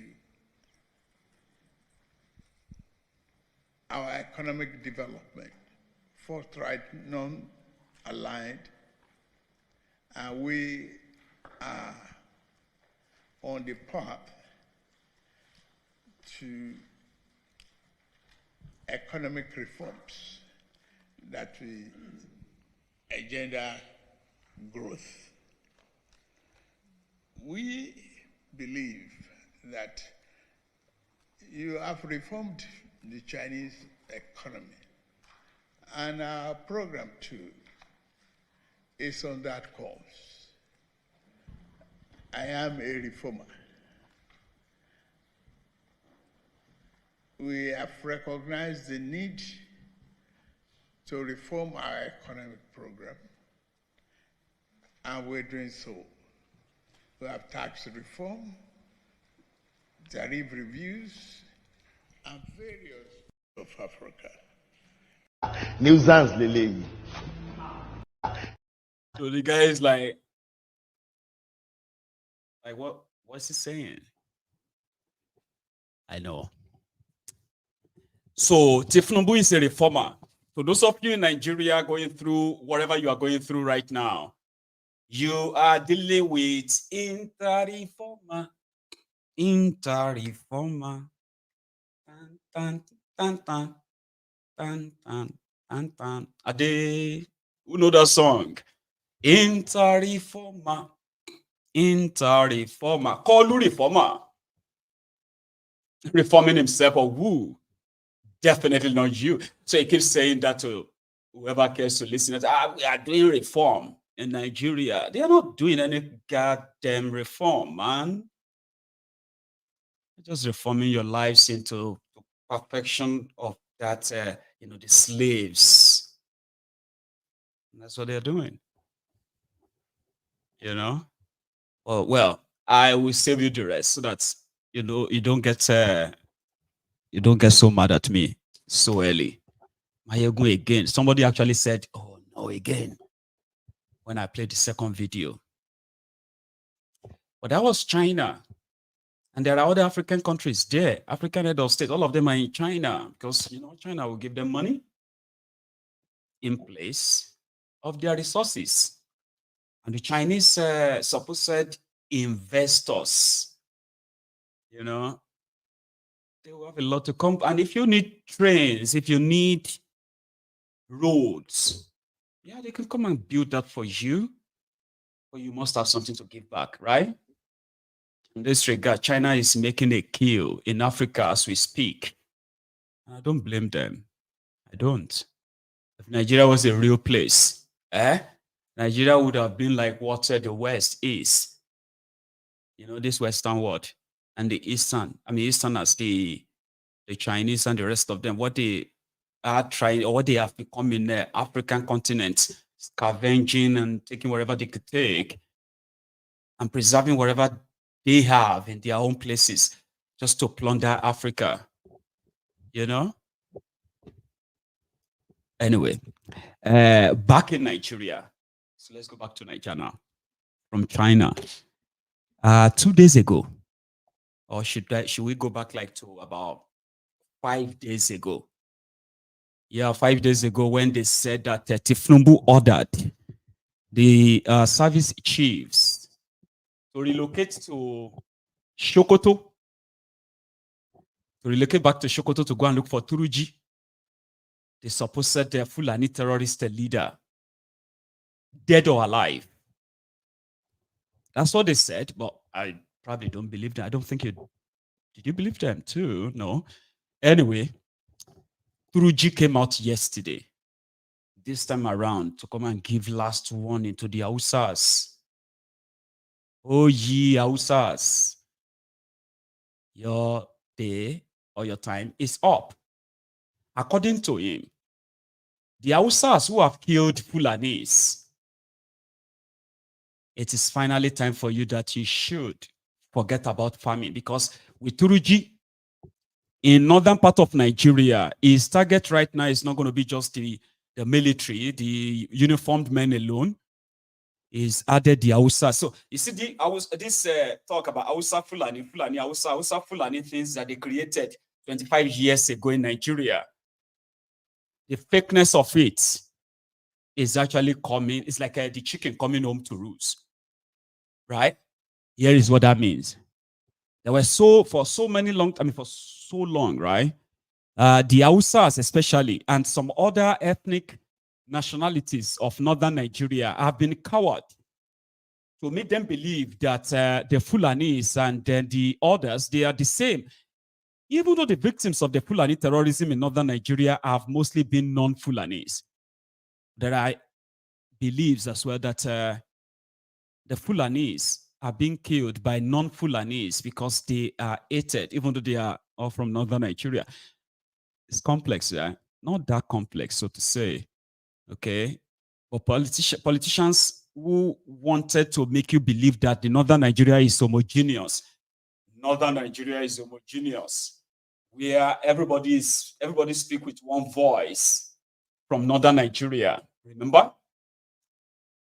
So when Turuji came out yesterday to give this warning, I saw a few Hausa people telling me that, oh no, that's not what he said. Lushi. Tell me what he said. Maybe if you listen to it, you can tell me what he said, right? Here is Turuji's warning. With no military, no police, nobody in sight. Here. Turuji killed over 150 people in Sokoto. Killed another over 180 people in Yobe. These were mass killings. Okay, let me slow it down. Because a lot of you believe that the surgery I had, maybe they opened my stomach. That's not what happened. Right? So, and people have been advising, Mayego, no, don't scream. Just talk slowly. Okay, don't let your... No, it's not that bad. So if you see the 4 places where they opened, right? They were like mosquito bites. If I open my stomach, right, and I show you, right, they are just like a mosquito bite. They're like bite. I don't know how they did that. So I got caught in 4 places. So I'm not saying I'm going to be screaming, okay? I'm just saying that don't worry, okay? If my voice just suddenly goes up and say, oh, Michael, please don't scream. We need you to... It is not that bad. So let's go listen to Turuji. In case if you don't understand what he is saying, I bet there are people here who can help us interpret them. Right? Let's go there. Alhamdulillah muna gode ma Allah subhanahu wa ta'ala da ya kawo mu ga shekara ta 2024 a cikin watan Oktoba yana da kwana 4. Insha Allahu al'ummar duniya muna gode ma Allah subhanahu wa ta'ala da ya kawo mu wannan lokaci. Sunana Muhammadu Bello Turji da ko dai ban faɗa ba, duk duniya ta san kowa ne Muhammadu Bello Turji da an ga postin da za a ce ga dan ta'adda nan, to amma alhamdulillah muna gode ma Allah. Mun fitar da wannan bidiyo ne domin mu sanar da al'ummar duniya cewa insha Allahu muna cikin koshin lafiya kuma muna gode ma Allah a hali yanzu dai da muke ciki insha Allahu. Yan uwana na duniya musulmi baki ɗaya, Fulani da manoma, ina jin kuna tacce ana mi ku Hausawa ku fito ku ce ku yaƙi Fulani, ku Fulani ku fito ku ce ku yaƙi Hausawa. To insha Allahu ina mai tabbatar muku wannan abun ba zai kai mu ko ina ba, babu wani mai iya kawar da wani bisa wannan ƙasar, sai dai kowa ya kashe mu wani ɗan uwa. A saboda haka nake kiran ku ƴan uwana Hausawa, duk kiran da za ni maku, yanzu ba ku taɓa yarda ba, ba ku taɓa fahimta ba. Ba ku taɓa yarda ba, ba ku taɓa fahimta ba, amma za ku san gaskiya ne abin da Bello Turji ya faɗa maku. Yanzu nan kun yi noma, kun yi komi, in sha Allahu, abin da kowa ke son ya iba ya kai gidan shi aji. A wasu yankuna muna zaune lafiya. To ta ya za ku yi? Ku je ku kashe mahuɗannan makiyaya ga su, Hausawa ne da Fulani kowa da shanun shi. Ya za ku yi ku zo duk ku kashe su, sannan ku ce kuma ku adana taku dukiya ku zauna lafiya. Kaga a saboda haka nike kiran ku da Fulani da Hausawa duk wani rikici bai kai ƙarshen wannan matsalar. Saboda da yana kaiwa, da yanzu ai ba a kai haka ba. Shi yasa nike kira gare ku dukkan ku je ku aje kayan ku je ku haɗa kai mu zo mu zauna lafiya tsakanin mu da kowa. Amma wai don ai muna barazana da bindiga ko aje a kashe mu, to ai ba mu tsoron a kashe mu, da muna tsoron a kashe mu da ba mu ɗaukar bindiga tun farko. Kashe mu da ake yi kuma shi yasa muka ɗauki bindiga. Kaga don ai muna barazana da kisa mi muke tsoro. Tunda mu kashe mu muke jira ai ƴan uwan mu an kashe, an yanke, to mi muka tsoro. Ɗaya rana an kashe muna mutum 100, ɗaya rana an kashe mutum 10. Wani irin mutum ne abba mu taɓa gani wanda abba ku kashe muna ba? Ku zo gidan yari, wani gidan mota ga mota aka kama shi aka kai shi gidan yari aka ɗaure. Wani hukunci abba mu sani ba. Abun da dai muka faɗa ƴan uwanmu kuke kashewa, ƴan uwanmu muke karewa. Kuma mu mun gaya maku, in dai ba ku bar kashe muna ƴan uwa ba ta yanda za mu zo mu zanna lahiya da kuwa, ba mu taɓa yarda da wannan ƙwaro ba, sai dai mu hankure ku kashe mu ku ƙare mu, to la ba asa wannan. Su kuma ƴan uwanmu na Fulani na duniya sai su zura maku ido su ce kun ƙare Fulanin Najeriya, ku zo ku zauna bisa ƙasar, ku Hausawa ko, haka kuke nuhi ko. To wannan ba za taɓa samuwa ba tsakaninmu da kuwa, ba mai iya ƙare wani. Sannan na ji wasu yana ta tambaya, me yasa ake kashe talakawa, me yasa ake mi, to talakawa da su suka fara kashe mu na ƴan uwa. Dole ko duk rikicin da za a yi ba mu taɓa buce talaka ba. Ai gwamnati ba da sojoji mun ka fara rikici ba, ba da ƴan sanda mun ka fara rikici ba, ba wai wata ƙasa muke nema wadda za mu kafawa fata mu taka mu. Mun sha faɗa maku ba ku da fahimta balle ku gane abin da ake nufi. Yanzu lokacin da ƴan uwanku Hausawa ƴan sa kai, askarawa, gwamnati ya ɗauke su suka je suka kashe Malam Hassan Mada. Me yasa kuke magana a kan shi? Don yana jinin ɗan uwanku. Ba mu taɓa jin sojojin Najeriya sun yi a jihar Zamfara ba, sun je sun banka wani gari wuta saboda an kashe Fulani. Ba mu taɓa ji ba, in akwai gari guda jihar Zamfara a ba mu shiya. Yanzu rugga a faɗa muna rugga ƙaramar hukumar mulkin Mafara inda rugga guda take kafe ta Fulani. Ko sabon birni da kuke ta magana a kanta, ku saɗa muna ƴan rugga Fulani guda take kafe. Duk kun kashe muna ƴan uwa, kun ƙare muna ƴan uwa ba ku son mu faɗa ko? Ku ƴan uwan mu tunda suna cikin gari kuna ba su kuɗi, ba su son ku faɗi haraka ƴan uwanmu abin da ake yi maku na daji. Don haka tunda mun ka riga mun ka samu bindiga, ko kashe mu za ku yi, ko mi za ku iya yi muna, wallahi tallahi ba za mu ba wannan aikin ba. Sai dai in kun bari kun kashe muna ƴan uwa, ku bari da mu da ku a zo a zanna lafiya, to mu mun yarda da wannan tsari. Amma wai da ƙarfin bindiga, wallahi ba za mu taɓa bari ba. Ku tuna Amerika, shekara nawa tana yaƙi da Afghanistan, shekara nawa tana yaƙi da ƴan Taliban. Tun da Usama bin Laden ya bar duniya, har yanzu ƙungiyar shi na ana yaƙi da ita. Duk ba a ƙara waɗannan mutanen ba sai ku da na samo bindigogi, ku halba ku kashe wanda za ku kashewa, ku kuma manoma ku ji. Duk da kun ka sani sun ka kawo mana farmaki, ku ji manoma, ku sani wanga geron da kun ka noma da wannan dawat ba rabon ku bane. Ku sani ba su zowa su kashe muna shanun ƴan uwanmu Fulani makiyaya su ce wai an zauna lafiya. Ba mu taɓa yarda ba. Sannan ku malamai na dawo kansu da kuke cewa mina ne ku ƙaro masu duk duniya ku haɗo ku ba su. In kun iya ku ƙaryata wannan aya da take kullu nafsi za'ikatu mauti, dukkan mai rai zai mutu. In kun iya ku ƙaryata ta ko ku ce Allah da ya faɗe ta bai iya ba. Ku ce ran da za ku mutuwa ku gat ku mutu. Ko kuma ku ce tunda Allah ya halitti turji sai ya shekara 30 ko 40 ko 100 ku ƙaryata wanda ya halicce mu. In kun ka ƙaryata shi, to kaga mu mun tabbata kun kai Hausawa makai. Bismillahir. So it was practically saying he never had issue with the military until they attacked them. And then instead of all the tribes to come together and be together, the Hausas have been killing the Fulanis. And then, this point, at this time, they are no longer letting it go. Hausas will pay for every Fulani killed. And they should forget about farming too, because they will have no chance of any farming anymore. Where Turuji reigns. That's Nigeria.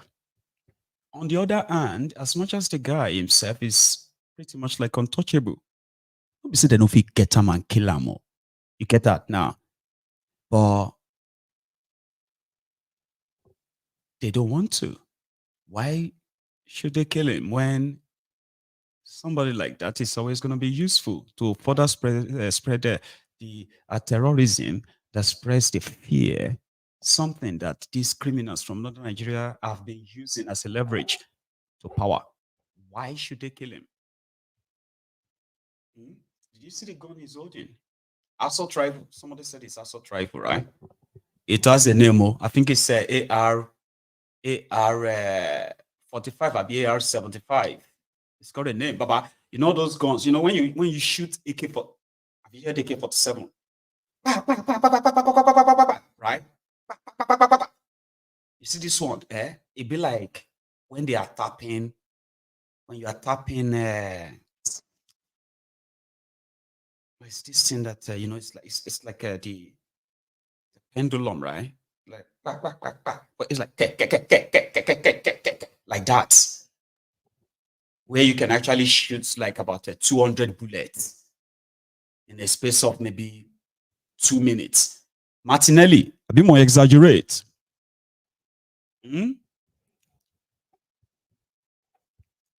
Assault rifle that was supposed to be used in Ukraine. American assault rifle, AR-70 something. Oh, AR-15. Okay. Yeah. AR kìíní kan ni. Ẹ̀gbọ́n AK-47 ni. Kò ń ṣẹgbẹ́ AK-47. You get what I mean? How did Turuji come by that weapon? They don't even have that in the Nigerian army. Honestly, don't. The other people who have this kind of machine guns, I think they are in the DSS. Have you seen them display that kind of weapons, right? The weapons that you will see and be like, "She bon lele no, bon." The terrorists, they have it. The soldiers don't. So there you have your answer. Why terrorism is an industry in Nigeria, and we are all just victims waiting to happen, just waiting. But for the police, Turuji is a terrorist, yeah. Turuji is not really a threat. Than the people like, they have this guy that was arrested. They call him Pidom or something, right? He was arrested. He was kidnapped from Port Harcourt. They said the guy was sharing confidential documents, back in a confidential document of how they were stealing money, using official stealing. Then he released some of these documents to the public, exposed the office of the Secretary to the Government of the Federation under Bokuwari, under Thiefnubu, successfully. But Thiefnubu won't take it. So they tracked him, found him, kidnapped him, and then locked him up. But no. They say he has an accomplice. They had to declare David Undenyi. You know David? Journalists in Nigeria have come under serious attack. Under the supposed Democrats, progressives, people will fight Abacha. Because he was a dictator, right? They didn't fight Abacha.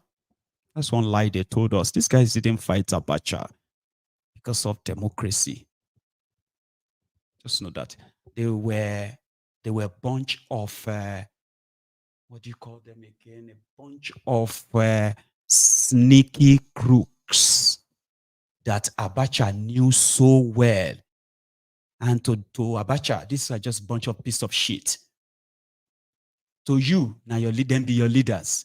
Our leaders. But to Abacha, these are a piece of shit. Chancers, opportunists, blackmailers who will do anything and everything for money and power. So now they have democracy in Nigeria, supposedly. And investigative journalism is now a treasonable felony. But they are charging people for treasonable felony for exposing criminals. And if you are found guilty of treasonable felony, you'll be hung. They will kill you. The punishment for treasonable felony is death. But they are not charging terrorists for treasonable felony. Remember that. Police. I want to welcome you to this press briefing on police investigation of foreigner as subversive element for attempted regime change and orchestrated violence in Nigeria. The Nigeria Police Force has launched a comprehensive investigation into the activities of a foreign national and subversive element plotting to undermine the democratically elected government in Nigeria through unconstitutional regime change and orchestrating violence across the country. Following extensive intelligence gathering and collaboration with other security agencies, 10 suspects have been apprehended who received substantial financial backing from foreign sources to destabilize the country. Preliminary findings suggest the orchestrated and funded violent protest, disseminated false information, and engaged in other unlawful activities to create anarchy and justify their illegal plots to overthrow the democratically elected government. Investigations have identified a foreign mercenary, Andrew Wayne, also known as Andrew Povich or Drew Povey. The man has many identities. A British national who built a network of sleeper cells to topple the government and plunge the nation into chaos. He rented a space at the Labour House in Abuja for an Iver Valley bookshop and established Stars of Nations schools as a cover for his subversive activities. Documentary evidence and confessions revealed that Andrew Wayne issued directives, monitored progress, and provided finance and operational guidance to achieve unconstitutional regime change in Nigeria. He mobilized and deployed several billions of naira to his Nigerian collaborators, urging them to mobilize the public to violently storm police facilities and military barracks, anticipating a bloodbath that will instigate international condemnation of the Nigerian government. These acts are in clear violation of the Terrorism Prevention Act of 2011 and other relevant laws of this country. Since the commencement of investigations, Andrew Wayne has fled the country. He and one of his local coordinators, one Lucky Ehis Obinya, have accordingly been declared wanted, and global hunting for them has commenced in connection with this investigation. The 10 other suspects already apprehended have been arraigned before a competent court of law today, Monday, September 2, 2024, for criminal conspiracy, terrorism financing, treasonable felony, subversion, and cybercrime. These suspects include Angel Love Innocent Female, Opalua Eleojo Simon, male, Michael Tobiloba Adaramoye A.K. Lenny, male, Suleiman Yakubu, male, Buhari Lawal, male, Mosiu Sadiq, male, Abayomi Adeyemi, male, Abdusalam Zubairu, male, Nuruddin Amis, male, and Bashir Bello, male. These acts, like I said earlier on, are in clear violation of the Terrorism Prevention Act of 2011 and other relevant laws of this country. Meanwhile, the Inspector General of Police of the Federal Republic of Nigeria, IGP Kayode Adeolu-Egbetokun, PhD, NPM, while condemning the activities of the group, has since activated the Interpol tools and other global policing networks to support ongoing domestic investigations aimed at locating and apprehending the suspects at large. The IGP assures the general public that the force will leave no stone unturned in dealing with and bringing to deserved justice any individual or group threatening our national security and peace or promoting any movement with the motive of truncating our democratic government through unconstitutional means. We recognize and remain committed to protecting citizens' constitutional guaranteed fundamental and democratic rights to peaceful assembly and free expression. However, we advise citizens to be wary of subversive elements who weaponize and commercialize protests for personal, financial, and ideological benefits. Contrary to disinformation, the invitation extended to certain individuals within Nigerian Labour Congress leadership has nothing to do with rights advocacy and activities of the union leadership, but is aimed at clearing the relationship between the individuals and Andrew Wayne, who, in addition to plotting unconstitutional regime change, is also financing terrorism in Nigeria. Following the interaction between the police investigation team and the NLC president, there is now a clearer understanding of the focus of the ongoing police investigation and the depth of Andrew Wayne's subversive network and activities. No nation will tolerate attempts by foreign elements to interfere in its internal affairs, threaten national security, and organize and fund local elements to instigate uprisings aimed at destabilizing the country and engendering violent and unconstitutional regime change. The Inspector General of Police appeals for the cooperation and support of all law-abiding citizens in the ongoing investigation. He assures anyone with information leading to the arrest of any of the suspects declared wanted will be appreciated and rewarded handsomely. Long live the Federal Republic of Nigeria. Nuisance leleyi. Nuisance leleyi. You see the smirk, the smirk look on his face. They want to overthrow the government of Thiefnubu, and a British national who has a bookshop in Nigeria has been giving money to a group of people to go and participate in protests, so that when they protest and the government reacts, so they can now use that to call on, use the international body to condemn Nigeria and then remove Thiefnubu. That was the police investigation. Nigeria police investigation. They still haven't given us what should be their investigation on this. Remember the 150 people slaughtered in Yobe. Now you've heard about that, right? Now what you haven't possibly heard is that the bodies of over 150 people killed have not been recovered.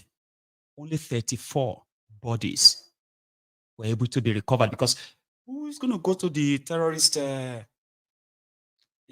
den and take all those bodies? Because they are there in the bush. Nobody could go there. For the ones they could get, right? This is how it went. The burial.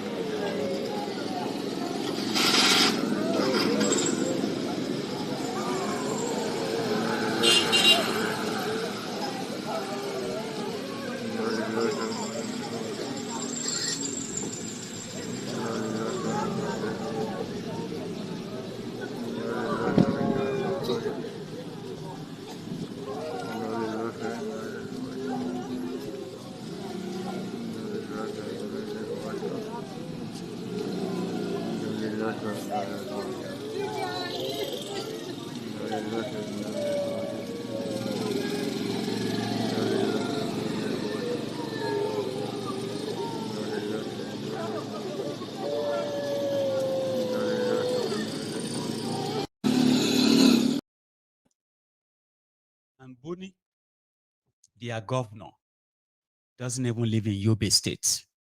He lives in his mansion in Abuja. That is the Yobe State governor. It's not there.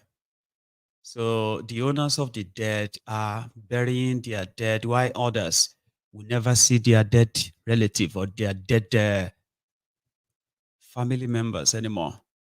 So who is going to go there and pick the bodies? The military are not going there. And for the few who could probably, the few people they could get 34 out of 150 people killed, more than 150, but we just use that round figure there, killed. But the police is flexing muscle on these harmless, peaceful protesters that they are now prosecuting for treason so that they can kill them when found guilty.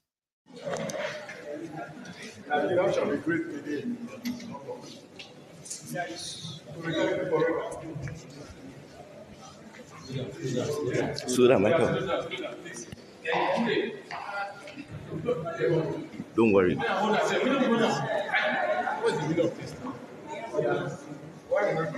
Who is this?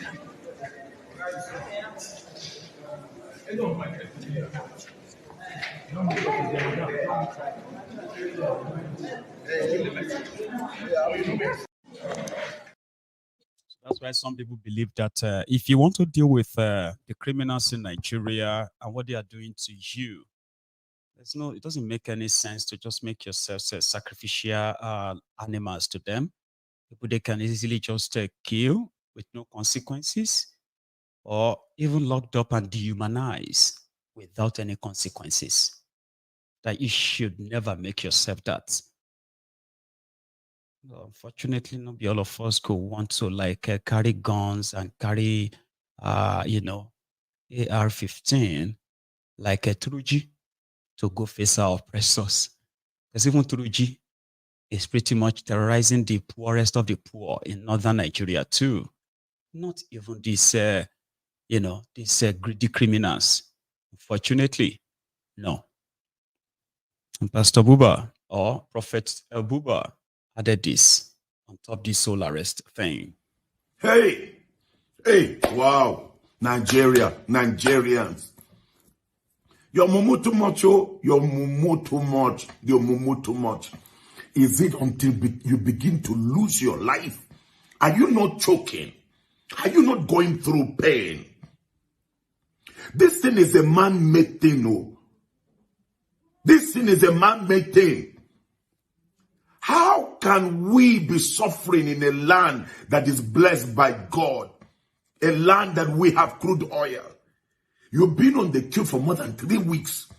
Don't you know that all of this is stage managed and being planned out to see how you will react? The managing director of the NNPC, know what they do. It's time we rise up against the NNPC. How can you buy fuel for 1,000? This afternoon I bought fuel for 1,000 naira. 1,000 naira fuel. Throwing us into another level of suffering and inflation. And you are there, sitting down. The day you are tired, like Isaac said to Esau, the day you are tired of this pain, you will break this yoke off your neck. How long? How long? Fuel. 1,000 naira. In some filling station, 850 naira. But I bought it today. When you are tired of your condition, you will reach out to each one. And that's why you need to send this message to every Nigerian. It's time you rise up against the NNPC management. We cannot afford. Enough pain is already upon Nigerians. And we can't throw ourselves into another pain.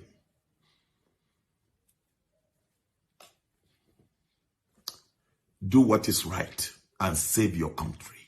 Hi, Nigeria.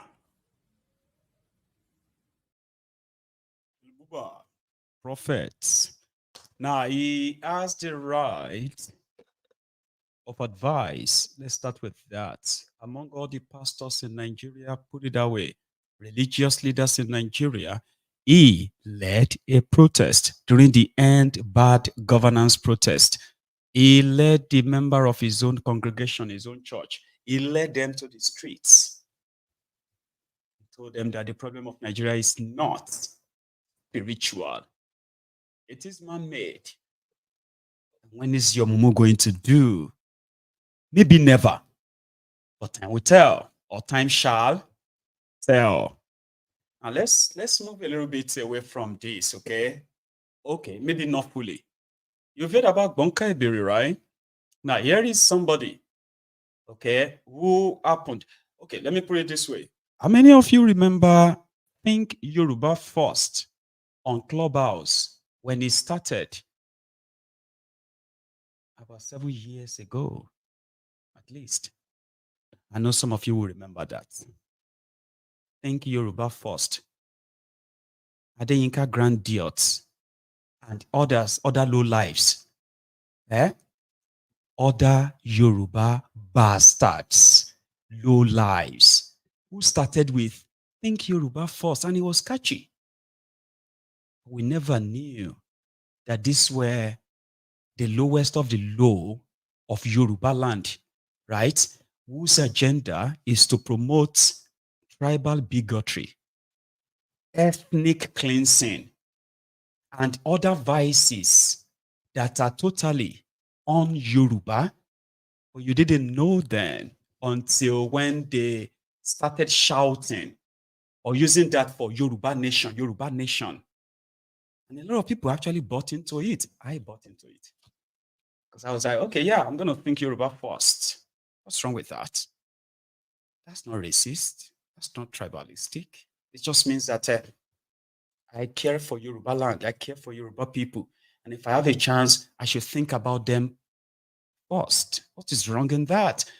We did not know that these are a bunch of political jobbers, cretins, cretinous miscreants who took advantage of people's supposed love for their people, to spread the never seen before hatred, even within Yoruba land.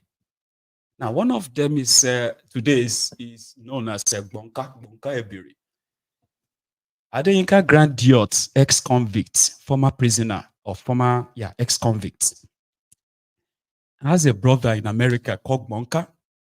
And every now and then when they have the opportunity, right, they will come around and segregate the Yorubas, especially Yorubas who doesn't believe in Thiefnubu. And we are many, so many.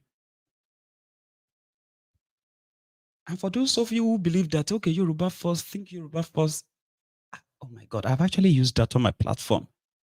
I've told people to think Yoruba first. There is nothing bad. It's just about the common good. So we now discover that these guys don't give a shit about Yoruba land. They don't give a damn about Yoruba people. What they really care about is the political survivor of the likes of Thiefnubu and Co. Who don't give a damn about Yoruba land, as their actions have shown.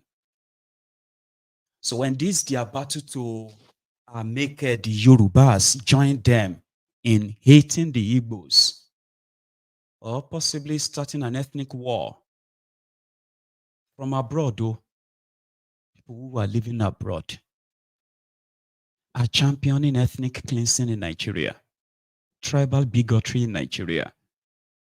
Most of them have never been to that Nigeria in the last 20 years. But they are thinking Yoruba first. They don't give a damn about the Yoruba child that go to bed, the Yoruba children that goes to bed hungry. They don't give a damn about the Yoruba businesses that are not there. But when they tell you, think Yoruba first, they're asking you to think Thiefnubu first. If you don't think Thiefnubu first, then you are not Yoruba.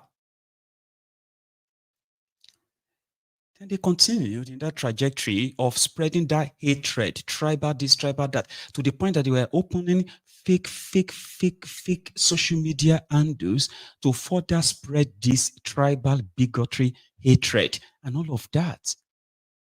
Now, this bunker is popular among them. For those of you who have been a member of the clubhouse very well. So I shared a video or a voice note of his where he was threatening the Oba of Benin.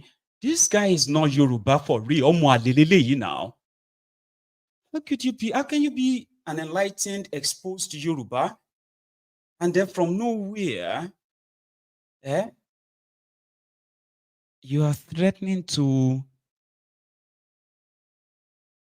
capture Oba of Benin, rape his wife, and then exile him? Like, where is that coming from? How degenerated are you? Like, how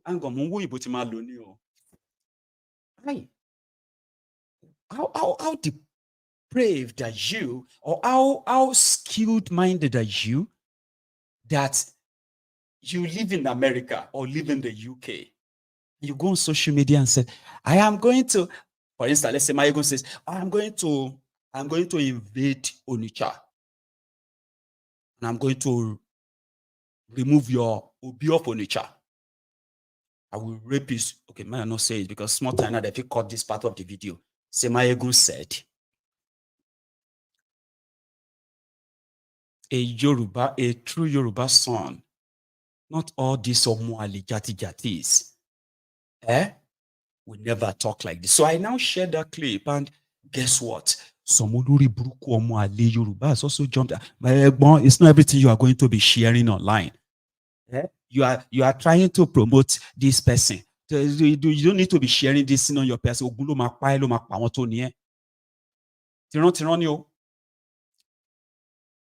Because the other day when Namaka came up and said they have to poison all the Yorubas and Beninese, I did a program on that. I said, no, this person doesn't represent the Igbos, so to say.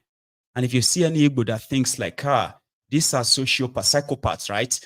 A psychopath that should possibly be, put down, not that. Like the way you put down a dog, a rabid dog. Just put them down, not at them.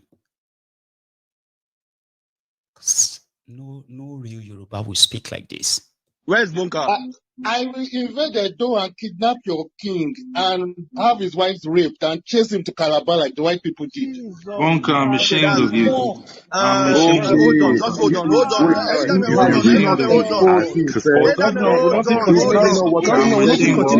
You guys hold on. Hold on first. Hold on. Bunker. Guys, we don't continue this story. Where's Bunker? I will invade the door and kidnap your king and have his wife raped and chase him to Calabar like the white people did. Bunker, I'm ashamed of you. I will invade the door, something you can't even do. Something that your entire generation can't even dare. But that's how they, comfortably on social media say things, get Edo people angry. So Edo people can say, you these Yoruba people are this. We will kill this, and it keeps flowing and flowing like that. Maybe you are fighting for fuel scarcity right now. How about they distract you with some tribal this, tribal that? Somebody who lives in America. So I decided to share this clip again, and I hope I found this picture. You see that image? Where's Bunker? I will invade the door and do you see that face, right? The Olori Bruku was doing a video call, right, with a lady, and he was ready to go naked and show his prick on camera. That was him doing video call, so I just got that place out. It's online. Like, where is that coming from? Why are we invade the door? We invade the door, remove your king, and I will have his wife raped. A Yoruba man talk like that. No, we don't talk like that. No, we don't. I'm a Yoruba man, and we don't even think like that. But you see these criminals, this bunch of low lives, that will say anything, do anything, just to kind of make up for what they believe is their way of defending Thiefnubu and what Thiefnubu believes in. They will say horrible things about their fellow Yorubas too, so please spare me.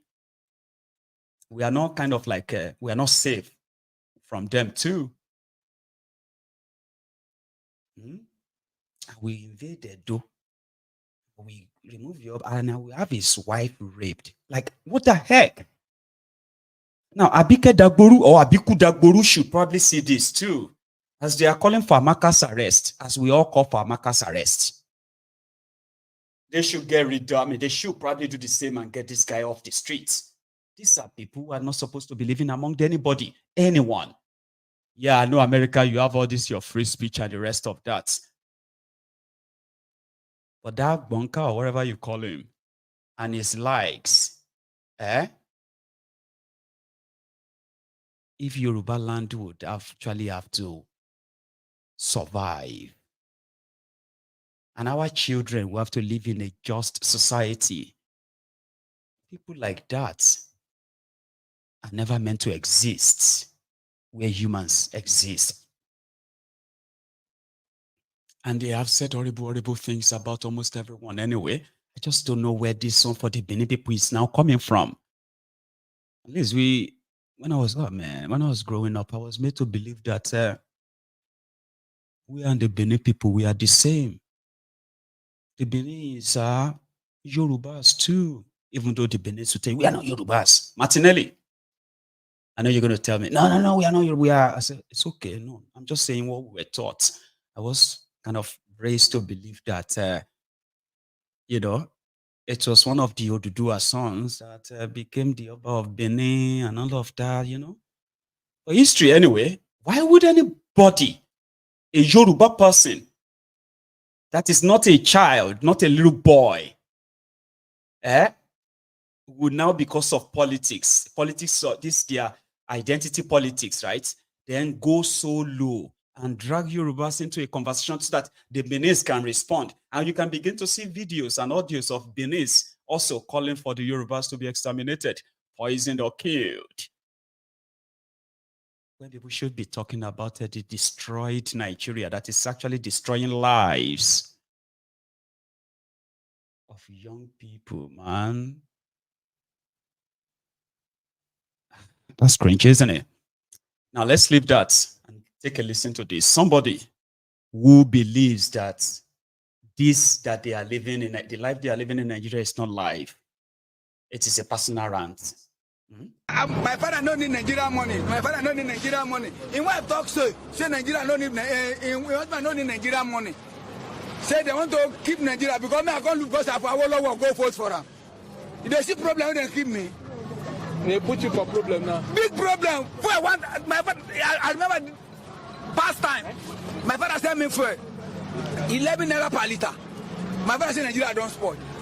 If say my father never die now, see where they buy now. He gonna say Nigeria don't spoil for that time when they 1,003. I buy 5 like 3.3, 3.8. And you must work. I don't go eat.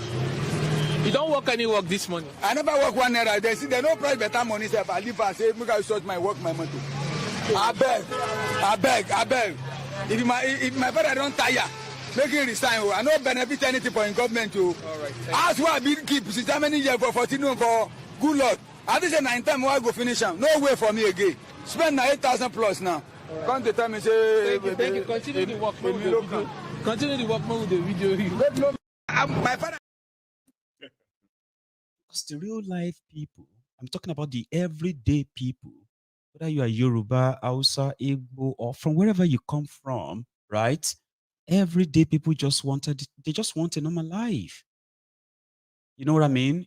Being able to go out there, do your thing, and be able to afford to take care of yourself and your family. That is the primary goal of almost everyone. Nobody should have time to hate. Hate so much enough that you're actually living your life on hatred. Like, how do people live their life on hatred? What do you call it? One I've had people though, even though people tell me not to be responding to those people, but I think I should, right? I shared something on Mayegun's Diary Political today. And mind you, Princess, tell Adnan, okay, that the reason why you see me bending forward or bending side is just because I want to be closer to my microphone. And it depends on, where my body is at the time. So it's not because I'm having any pain anywhere. Seriously, okay? So you should not be worried. Adnan, you shouldn't worry. Bro, I am very well. I didn't start well though, right? Seems like I had a little bit crisis when I first walked in. And I don't know why. I can't even understand why. Okay, when I walked into the studio, like I said earlier, I was feeling good enough that I was like, yeah, I could have my program. It's not much. I'm not breaking rock. It's not that I'm smashing something. It's not that I'm carrying anything. All I have to do is just sit here and, gist. But when I walked into the studio, it was like dizzy and all that. And I chose not to use my medication as well. They gave me some medication, right, that I should be using. And I don't feel any pain or anything anywhere per se, right? So I choose not to because I don't want anything that will make me feel so drowsy. I say, as I was saying, everybody, so when Mayegun Onsuni, Mayegun, why maybe you should go and rest. And it will make it look like I'm so tired. No, I'm not. So I choose not to use those medication, right? Until after the program. So I don't have to drive while I'm medicated, right? So I've got no pain anywhere. When you see me bend this way or that, it's because I'm just trying to get, you get that? So I feed them, when they give you something. They say,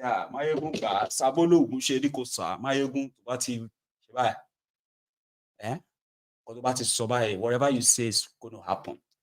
And I then decided to kind of add demonstration to it. I said, like that. Say, like that.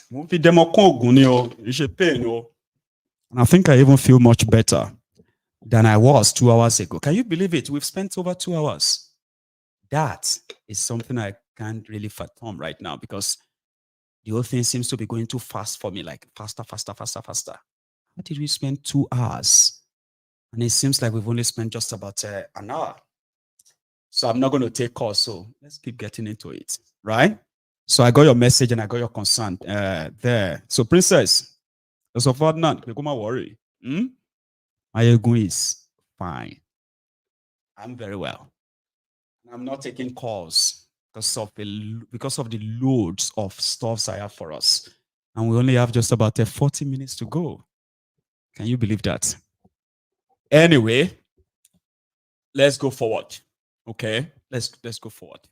This time, let's talk about the what do you call it? Let's talk about the crisis in Labour Party.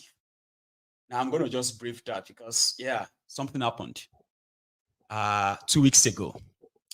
INEC called a meeting, okay? And that meeting was supposed to be the meetings of all the political parties, especially political parties participating in the Edo election. Edo election is just about, what is today? Edo election is just about 15 days away, 2 weeks.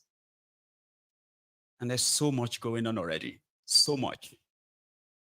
So Julius Abure has been unrecognized by the INEC because according to them, his term as the chairman of Labour Party ended in April. Abure said, no, he's conducted another convention and he has been returned as the Labour Party chairman, and as well as a zone national working committee have been returned. Meanwhile, Walati were already that the likes of Apampas and the rest of them, what they were pushing. So then Abure said, no, Apampas is on my side now. We've settled. And truly, Arab and Bidiot was one of those who said, if they remove Apampas, if they remove Abure, we are going to make this country governable. He said it. So 2 weeks ago, when INEC called those political parties, Abure and his supposed ex-cos, they were jumped, they were bounced out of INEC office because they were not recognized as National Working Committee of Labour Party anymore. Abure no go gree. So before, they were blaming Peter Obi, that Peter Obi was shielding Abure. That was Apampas and Arab and Bidiot, right? Now, Arab and Bidiot and Apampas, they are now with Abure. Okay? When the rest of their supposed Labour Party crew are saying Abure has to go, your time is up. The kangaroo congress you conduct is unreal. So about 2 days ago, then the supposed stakeholders of Labour Party met in Abia, where Alex Otti hosted them. And they decided that they had to do something because, listen, right now, all the names of supposed party agents submitted by Abure to INEC have been rejected. Edo, you know, you're having your election in Edo, governorship election in 2 weeks' time, right? You are supposed to submit the names of your party agent, polling unit, and the rest of all those stuff, right? By your party leadership. So Abure presented himself as the party leadership, but he was rejected. After being bounced 2 weeks ago, he was also rejected. His list was rejected. All of you who are campaigning for Labour Party in Edo State, unfortunately, right, those names presented by Abure as a party agent or so, they have been thrown out. That means you're not going to have anybody representing you at your polling unit for that election. That's what prompted these guys to call a stakeholders meeting in Abia State 2 days ago, I think. Yeah, 2 days ago. And they concluded by appointing an interim caretaker National Working Committee led by Nenadi Usman. You know Nenadi Usman? He is a former Minister of Finance. Yeah, Minister of Finance under Jonathan. Remember? Yeah, she was. She is also a thief, by the way. Yeah, she's a thief that returned over 300 million naira and about 4 or 5 houses to avoid jail under Bokuwari.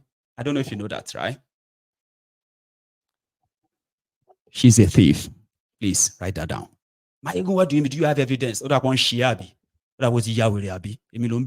evidence. I just told you right now. She returned 300 million naira loot and 6 houses to Bokuwari to avoid jail. So person will not steal, they return money. Anyway, she is now the caretaker chairman for Labour Party, as appointed by Peter Obi and the rest of them because they needed to save face. Or else, a Edo election will just be a walkover for APC. Egbe. Somebody said no evidence. If I give you knock,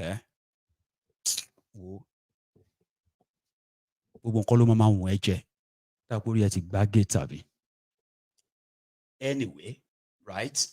They came together and said, well, even if she was a thief, like she's not convicted, she had a plea bargain. I know. Just saying.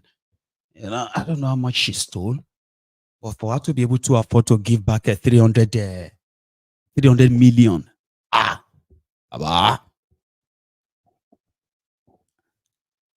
damn it. Anyway, so they chose her and others so that they can mend any damages that Abure's selfishness and greed. You know, Abure himself has been accused of corruption anyway, right?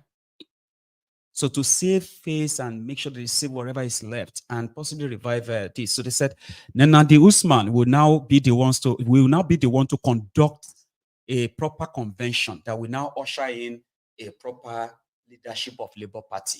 But Abure will have none of that.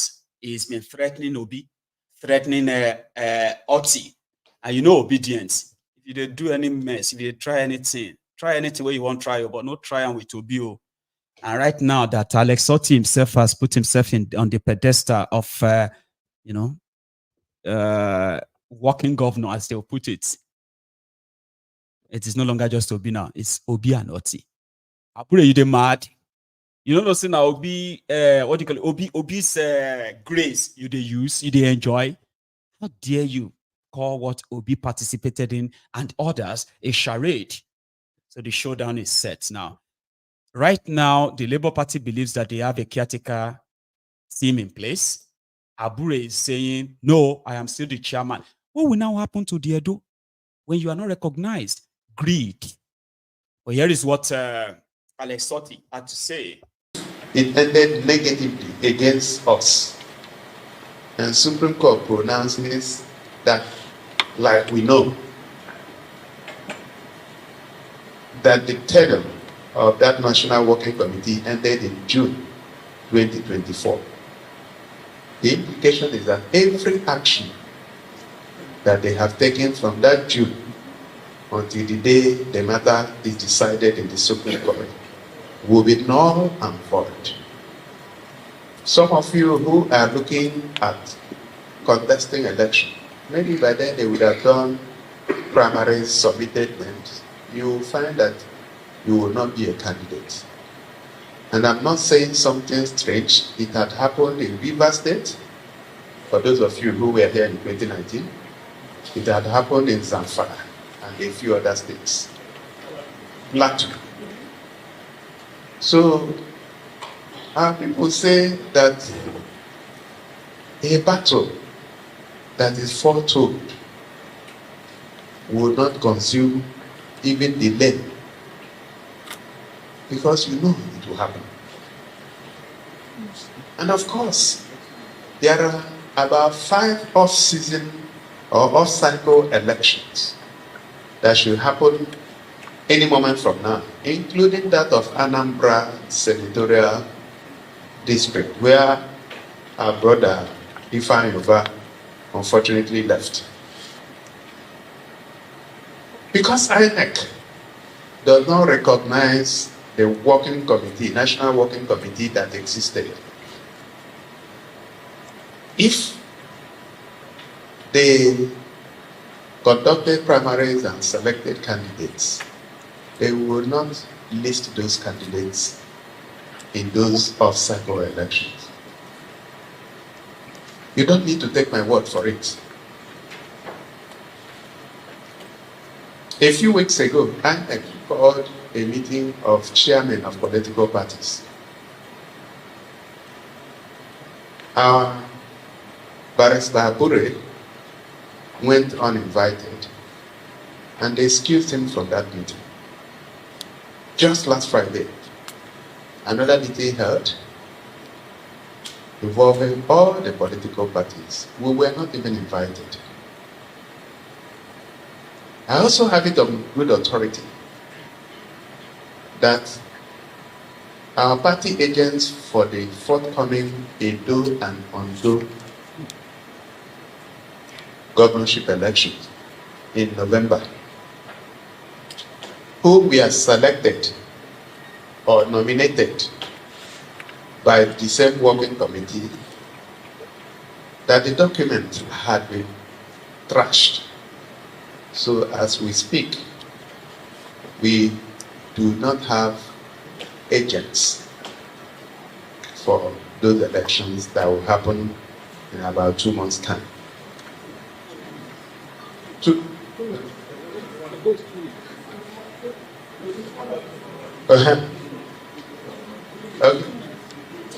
Okay, so we don't have agents. So, and I sat down and I consulted my leader.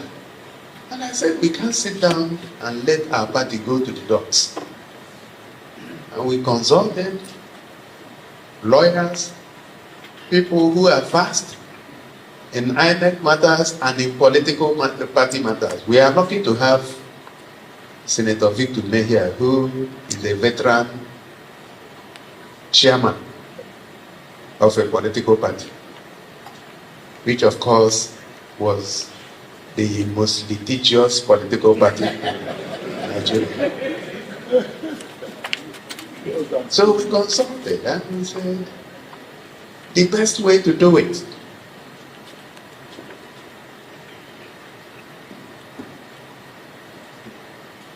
The best way to do it will be for us, as owners of the party, to sit down. You can claim leadership of the party, but once owners come together and they don't agree with you, you are gone.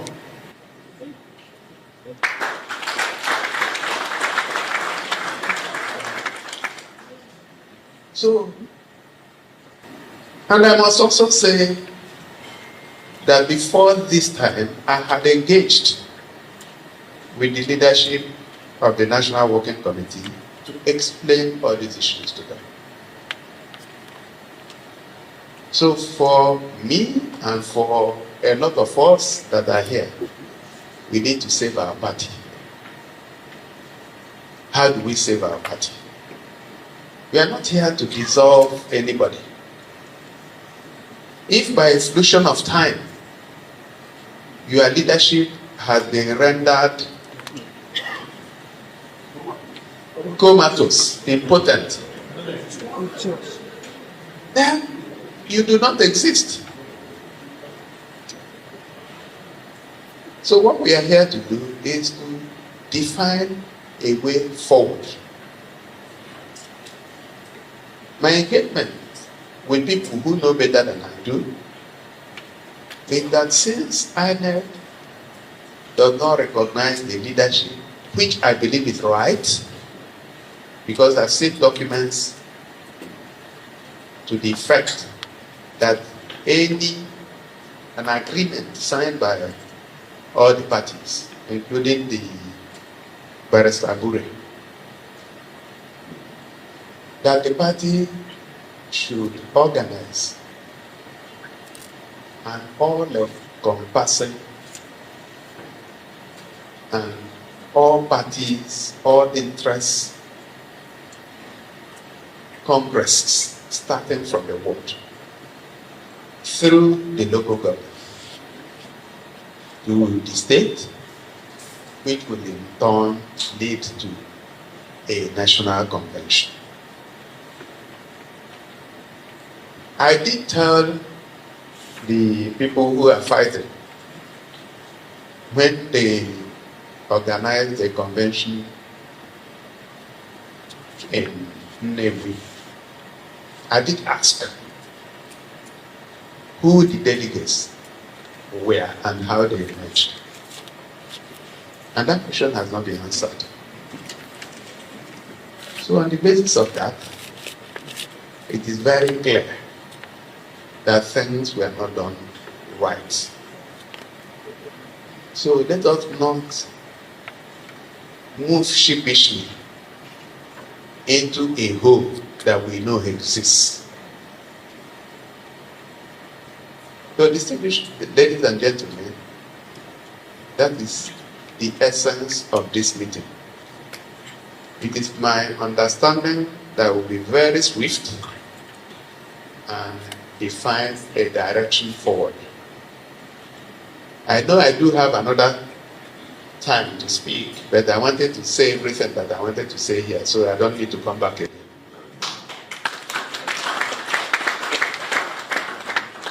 So distinguished ladies and gentlemen, let me thank you once again for coming. Thank you for being part of this. Thank you for all the support. For us in Abia, it's all about governance, good governance.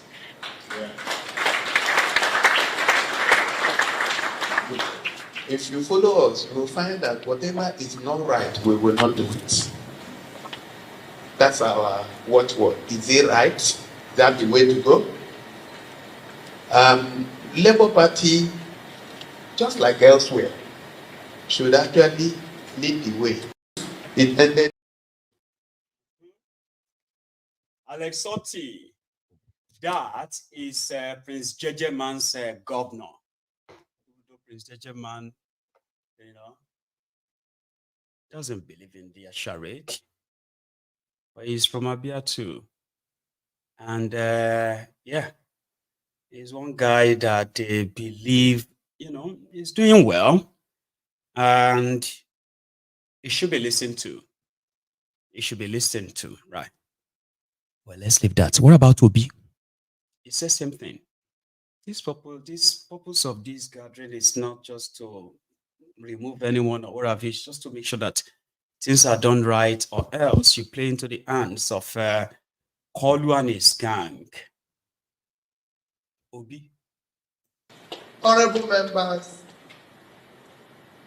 labor leaders, let me very respectfully stand on all you and these simple goals. Your Excellency, I have to start by thanking you for that very, very detailed elucidation of our position, so that people know. And I thank various speakers, including Senator Neda. He told you that after going to INEC, he came to visit me. And I said to him, brother, I've listened to you, but I'm also consulting. And I thank you. The governor said it. We consulted, to discuss. And I thank him because I know what he has gone through before we arrived at this stage. It is not as if we just spoke up and called a meeting and say, come here, you know my own position as well. I've been called out of name, not serious, not weak. People say I should not present myself again because I'm not what you're voting. But I believe that we have to follow the process. And the governor, each time I come to him and say, please do this, please, and he did that. And when he says he goes through the law, or he does what is right, I believe him. Because I know he consulted and everything. So, we're not here, like he said, all we're doing here is to continue the exercise of building. We're not here to dissolve, we're not here to suspend or sack anybody. And like I always say, even in this new one we're doing, whatever we're going to do in future, everybody, including those who were part of yesterday, can participate. Everybody is free. We're not asking anybody.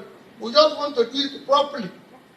So if you're a chairman in a state, you want to contest again, we'll vote for you or vote against you, whichever one. We're not saying you're no longer qualified. It's just simple. It's just that we have to do it properly. That's what has been stated here. So I thank all of you, all of us that are gathered here. It's not going to be easy. Even after this meeting, we will still continue with meetings, reconciliations, everything. But we need to be on the right path. It is critical. It is better than the right path than negotiating. Look at our election man coming on. We should be in the campaigning and selling our market, not having meetings with party. And soon all of us, with what our government is doing here, we should be selling our market globally, not waiting and doing this. So we've resolved that we're going to move. And I know, let me thank the gubernatorial candidates. I'm sure what you've done is a work that by the time we finish, you just put it into your system and we'll conclude. Senior advocate, I think you have started the communique. All we need is to put the bits and pieces and you conclude. And we'll just read and go. So don't remove the communique. We're just going to give you ingredients you put in different parts and we'll move ahead. And we assure you we will do the right thing. And again, in going forward, I must appeal. In going forward, let everybody listen to this sacrifice. When we talk about our dear governor mentioned it about the issue of caretaker or issue of this. We're just trying to set up just a small committee that will help to do what we want, the right thing, which will be just a period of maybe 120 days. We want everything we're going to do to end as quickly as possible. so that we'll be able to know what we're doing. So we're not trying to set up another leadership. No, we're not trying to do this. It's just a system that will help to get to where we're going. That's what we want to do. Not another group that can become a problem for everybody, but a group that will solve the problem. And we want everybody to embrace this. That's what we want to do. So for us, having been here, NLC, our parents, I love that. What Mama, I like what you said. What you said was very good. Mothers, parents must go from time to time to know their children that they are doing well or not. I used to tell people that I had a principal who, for a time, who did not realize that the governor. So whenever I go to see him as governor, he hold my ear and said, I want you to listen what I'm telling you now. I said, no, Father, I'm a governor now. He said, listen to what I'm telling you. What I don't know if you know. So you still think I said, okay. So I bend down in his old age. As friends, I will still hold my ear and be warning me. But that's because you never grow old where your parents are. So anyways, thank you for not allowing us to grow old. And remember, we are not trying to do the wrong thing. We are, like you said, we are trying to follow the law and do the right thing. And we're pleading to everybody who is listening to us and those who here, those who are not here, we want everybody to come together. We want it to work. That is why we're doing this. And I thank all of you who are gathered here. We're going to do one simple thing. We have said we're going to set up a caretaker committee. Honorable members. That will be. And then he continued. I want you to hear everything. To be able to go into resolving this. And we're just going to do a 29-member committee. The reason is that the work is huge. We're talking about the whole federation. We're not going to do like Dr. Thiefnubu said. We don't want to say we are doing something in Kogi. We're not doing it in Koolu. No. We want to publicize that this party today is the third biggest party in Nigeria. And I can tell you, have the brightest future of all the parties in Nigeria. If we do the right thing. The other ones, people know them. We're the only people who are trying to offer something different. But we must manage it. So we have carefully selected this team, which will encompass the names. You will see it, just like you were invited, precisely published in the media and everything. But we're going to say how carefully this representative, so that everybody will be accommodated. We have selected, of course, NLC, 3 members to be part of this. Similarly with TUC, to be members of this. Senators, we have 3 senators to be part of it. House of Rep, 4 members. House of Assembly, we have about same number, 3 members. We have to have a representative from the Northeast, Northwest, North Central, Southwest. 4 candidates for the gubernatorial. The more you look, the less you see. The more you look, the less you see. The more. Because I don't know, everything seems to be going faster for me, right? Hang on, everybody, tell me, have I been probably, probably talking jargons and I didn't even know? Yeah, because I don't understand though. Every small thing like that, I'll just look at it and I'll be like, ah.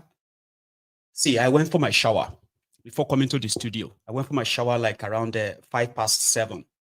And usually I only spend just about 15 minutes in the shower, like 15 minutes, except if I'm having a bath, then I'm soaking myself in that big, warm, beautiful bath, right? Then I went for my shower and I came out. I was dressing up and I was trying to get ready. And I checked the time and I saw 10 minutes to 8. I was like, what? Is that time correct? And Aguike was like, yeah, it's correct. She brought out her phone and said, yeah, 10 minutes to 8. I said, no, it can't be 10 minutes to 8. I went to the shower 7:05. I mean, I wasn't in the shower forever. What happened? The same thing this evening, right? I actually thought I was doing everything fast. So that within an hour or two, I'll be done and I don't have to take calls. So I can just go and rest.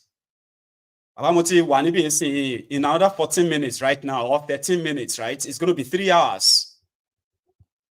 So I don't know. We are surgery. You want to gain going on mobile. Because I'm being honest too. I'm not trying to be funny. Sure you get.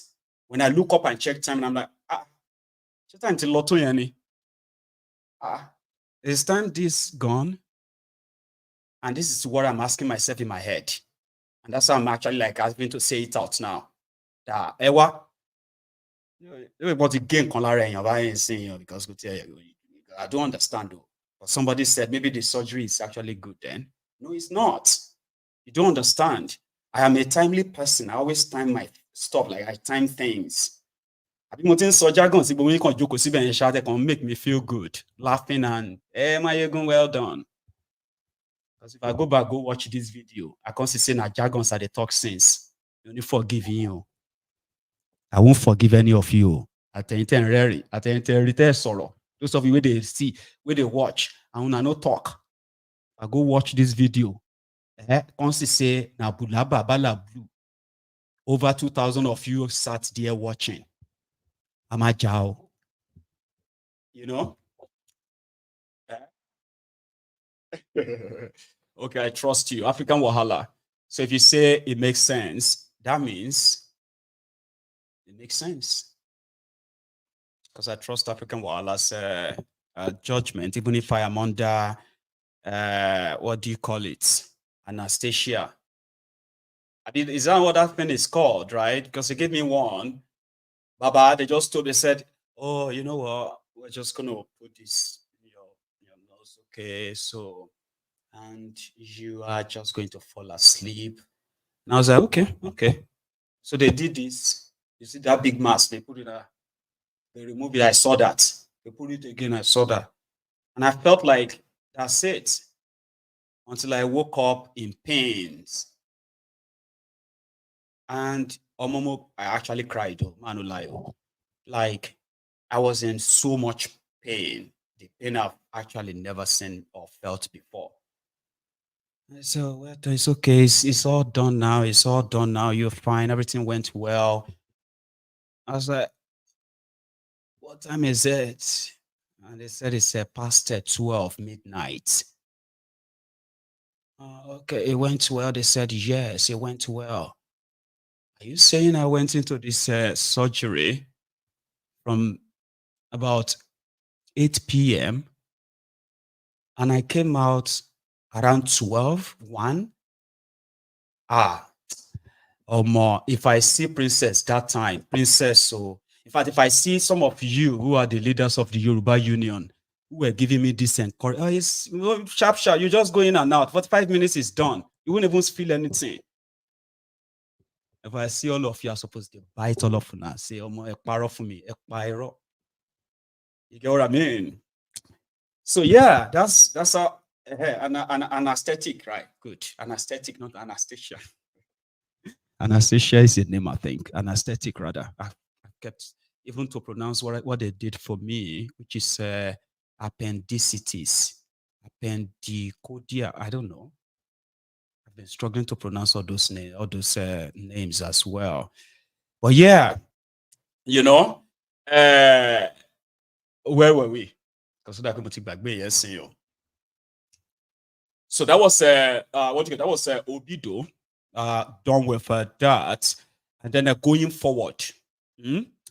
I know we've spent almost of our time, and at the same time, I still have like about honestly, I still have like about, I won't say it, but I still have a lot to actually share. So I'm just gonna keep them for tomorrow. If you assure me that I've not been doing bala blue bala, that it's been really good, then I'll take it as that, okay? Because everything seems to be happening so fast. I won't lie to you. Like everything just keeps happening like fast. Before this is done, that one is gone. Time is, you know. So let's leave Labour Party and all that, you know, all that comes with it. I have this breaking video I want to share with you. I saw it yesterday. I couldn't make any of it. I mean, any sense of it. Well, having a little girl being turned to a killer in Lagos, that one got my attention. So we're going to listen to this. We're going to watch this together and possibly get to understand the level of mess we are all in, whether you are in Nigeria or not, whether you are in support of this Segbekebe or not. We are toast. We're in problem. This one. But that's what they started giving me gun to go and be killing someone. How many people, when and how many people have you killed? I've killed about 4 people now. How? But that's what they used to give us gun. She will not give us the person picture that we are going to go and kill the person. It's not only me, we are 3. The 2 persons have run away. It's only me that they catch. Where and where have you killed people? Explain like 1 or 2 places. And how you have killed them. I've killed one in Fabiri, and I've killed one in Azan. And the 3rd one is in Ajay that I killed the 3rd one. Ajay? Where is Ajay? It's at Ilasa Maja. Okay. It's So about how Ilasa. How? Tell me, how? It's gone. I used to kill the person. It's gone. It's gone. I used to kill them. I just describe how you describe. When they give you the person, describe like when they give me the person's picture. I will not go and locate where the person is. Explain. We want you to explain. We know you are stammering, but try and explain. So when they give me the person picture, I'm not going to wear Jalamia white with this thing white with the hijab white. So three of us are going to go. Tell us how you normally wear the white hijab. This way, look at this. 3 of us, we are not going to go to the place.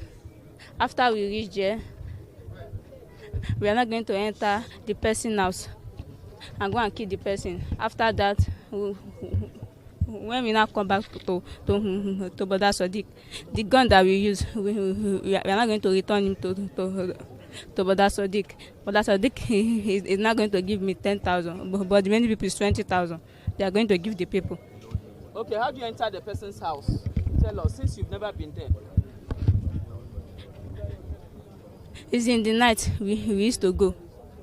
We are not going to enter the person's house. How? Everybody through the place we are going to enter. It's the fence we used to pass and enter the house. Can you climb a fence? Do you climb fence with them, or they will climb and you go open the door for you? Yes, they are going to climb the fence and enter. They will not go and put the gate. The 3 of us will not go inside. So tell me, describe to us how you shoot the person. I used to use gun to shoot them like this. I used to hold the gun to shoot them. You don't just know how to tell us. Tell us how you got to know how to shoot. It's Brother Sadiq that teach me when I reach their place. How? She will give me the gun. I'm not going to shoot a wall. After I shoot a wall, she's not going to collect it. She taught me about 3 times how to shoot it before I know how to shoot the gun. So when you go to the house, when you go to their house, the person you want to kill, when you get to the house, when you shoot the person, how do you feel? Or what is the immediately you release? Immediately you release the fire. What happens to the person? What will happen to the person? Then how do you feel? The person is going to die, and I don't feel bad. I don't feel anyhow. Do you rob the person immediately? After shooting the person, do you carry anything from the house? No, we don't carry anything. We just go outside and we are going to lock the gate back. And we are going to go after we do the operation finish. Have you ever asked Brother Sadiq any day that why are you telling me to go and kill this man? What did those people do to you? No. So you are a member of their cult group?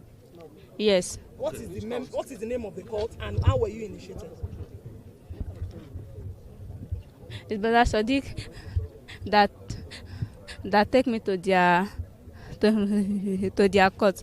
After she take me to their court, she now take me to their babalawo. So the babalawo like give me something to eat and do that. So after that, we are not going to go for operation. After the operation, if we now come back, Brother Sadiq is going to give us our money of the work. 10,000 naira for you. So you don't like killing? Are you related to Brother Sadiq? Are you related? No. How did you get to know him? Is he your boyfriend? No, it's not my boyfriend. I'm highly disappointed of Nigerian government because the Nigerian government were highly disappointed in them due to foreseen circumstances. Definitely, I'm one of those people who are proving people should die in coronavirus is more better than people should die in hungers. Hunger kills more than coronavirus because some people are less privileged. Due to foreseen circumstances that I said it, some people are less privileged, which they are based on daily pay, which are not even based on salaries. But our government thinks that the lockdown is the best solution to coronavirus and proving it to an extent and to the levels of alacrity that if someone die in coronavirus, it's more efficient to die in hunger. Because some people will be at indoor. There's no way to make our own life. I'm highly disappointed of Nigerian government. So when I saw that video, I know it's not recent, okay? It's not like just happened. But it jolted me enough that I was like, yeah, I know the pandemic of the 1 million boys around that time, right? The 1 million boys who also have, girls among them too, are recruited as bunch of either robbers or assassins and all of that within Lagos. When I heard that, I was like, okay, I don't know which one I have problem with. The journalist asking her questions to describe this, describe that, and putting words into her mouth, or the supposed authority there, the police or whoever arrested her, that put her there to be answering questions that seems more or less like she's creating scenario. So I said, man, I'm going to bring this back here, and it wasn't something like that make me feel settled at all. It unsettled me. Like, she's young, she's claiming responsibility for 4 homicides, and even though those who arrested her they didn't really show the names of the supposed victims. Okay, they were just waiting for her to name or list the victims. But a young girl, what would make a young girl find herself in that situation if Nigeria was a real place? In the first instance, that's why I actually come to show you that, okay? But if you think that one is enough, have you met the Edo State APC governorship candidates? Monday Ekpebolu, what's his name again? Monday Ekpebolu or something. Before this government came into power, a lot of things has happened. And it takes time for him to stabilize the economy. This is the man who has courage, who has the courage Start from Obasanjo. Obasanjo wanted to remove fuel subsidy. Could he? I asked you. He couldn't. Then Yaradua came. He tried it. He couldn't. Then Goodluck came. Could he? No. Even the almighty Buhari could not remove it. But this man came under his seconds. He removed it. You should expect that people will fight back. So, for me, I believe that it's just like a plane taking off, and you need to get to a cruising level before you can enjoy it. It's just patience people in Nigeria need to have. This is the best government for this country, I'm telling you. Look, before now, before Tinubu came into power, Tinubu is doing very well. Edo State was receiving allocation of 3.1 billion. But today, Edo State is receiving 11.1 or 11.2. But you say something about one of the plans where you get, if you become governor, you talk about electricity, 24-hour electricity supply. I just want to confirm from you if that's not true. And if not true, how you intend to achieve that? Well, for me, I think it's true. Because if you become governor of Edo State, you go fit make Edo State get 24-hour power supply. I asked a particular question. What is the problem of this? They told me the problem is just transformer and a few things. They need their poles up, and so if I can give them transformer and fix the poles for them and there is light, they will have it. Who is going to stop the light from going there?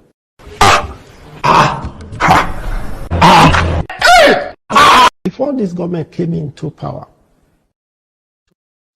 that is Pobolo. Oshiomhole is anointed candidate for Edo State.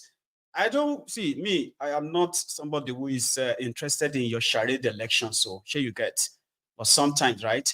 I am somebody who can actually show to you the type of poison you are serving yourselves. Just be very careful so that you don't come back later and say, "Una the purge," due to the type of poison una served una selves. So I saw that there. I said I'm going to share it. A quick reminder, I put up a post on Mayegun's Diary Political yesterday. It's just a flashback, okay? Just to remind everyone at the time, right, the election interference that Obama and the demonic rats of America participated or carried out on the rest of Nigeria that changed the trajectory of Nigeria forever. So when a shitty man kidnapped the Chibok girls, and they kept them in the houses of different politicians, as some of the escaped Chibok girls later told us, that most of the time when they were looking for them, they were in the house of certain politicians inside Maiduguri, even when they believed that when they were kidnapped in Chibok, they have been transferred into Sambisa. They said they were not moved into Sambisa until after 6 months, where they were living inside somebody's house, over 200 of them. Then America hosted this APC, remember? And they gave them this red carpet inside the White House, where they said Goodluck Jonathan was using his power and the weapons he was buying then to kill opposition. And therefore, Jonathan had to go. So the role at the time, I shared it. Nigeria was one of the 3 fastest growing economies in the world, no doubt, okay? Nigeria was, relatively, peaceful, except for these terrorists that were sponsored, politically sponsored terrorists that took over Nigeria and killed thousands of people. America had no intention of helping Nigeria, but the demonic rat under Obama in America, they interfered in Nigeria's election, destroyed that, and bullied Egbere Jolantan to hand over Nigeria to terrorists. 9 years after that, Nigeria, the biggest economy in Africa, one of the 3 fastest growing economies in the world, became the poverty capital of the world. I shared that because I have an evidence. The first one was Jonathan Goodluck Egbere Jolantan complaining about what Obama did, and indeed what Obama did. The level of interference by the Obama's government was very overwhelming. It's not as if I couldn't have won the election even with that. But if by my own thinking and also the way some other people look at it, they go outside the normal diplomatic relationship, then it should be mentioned.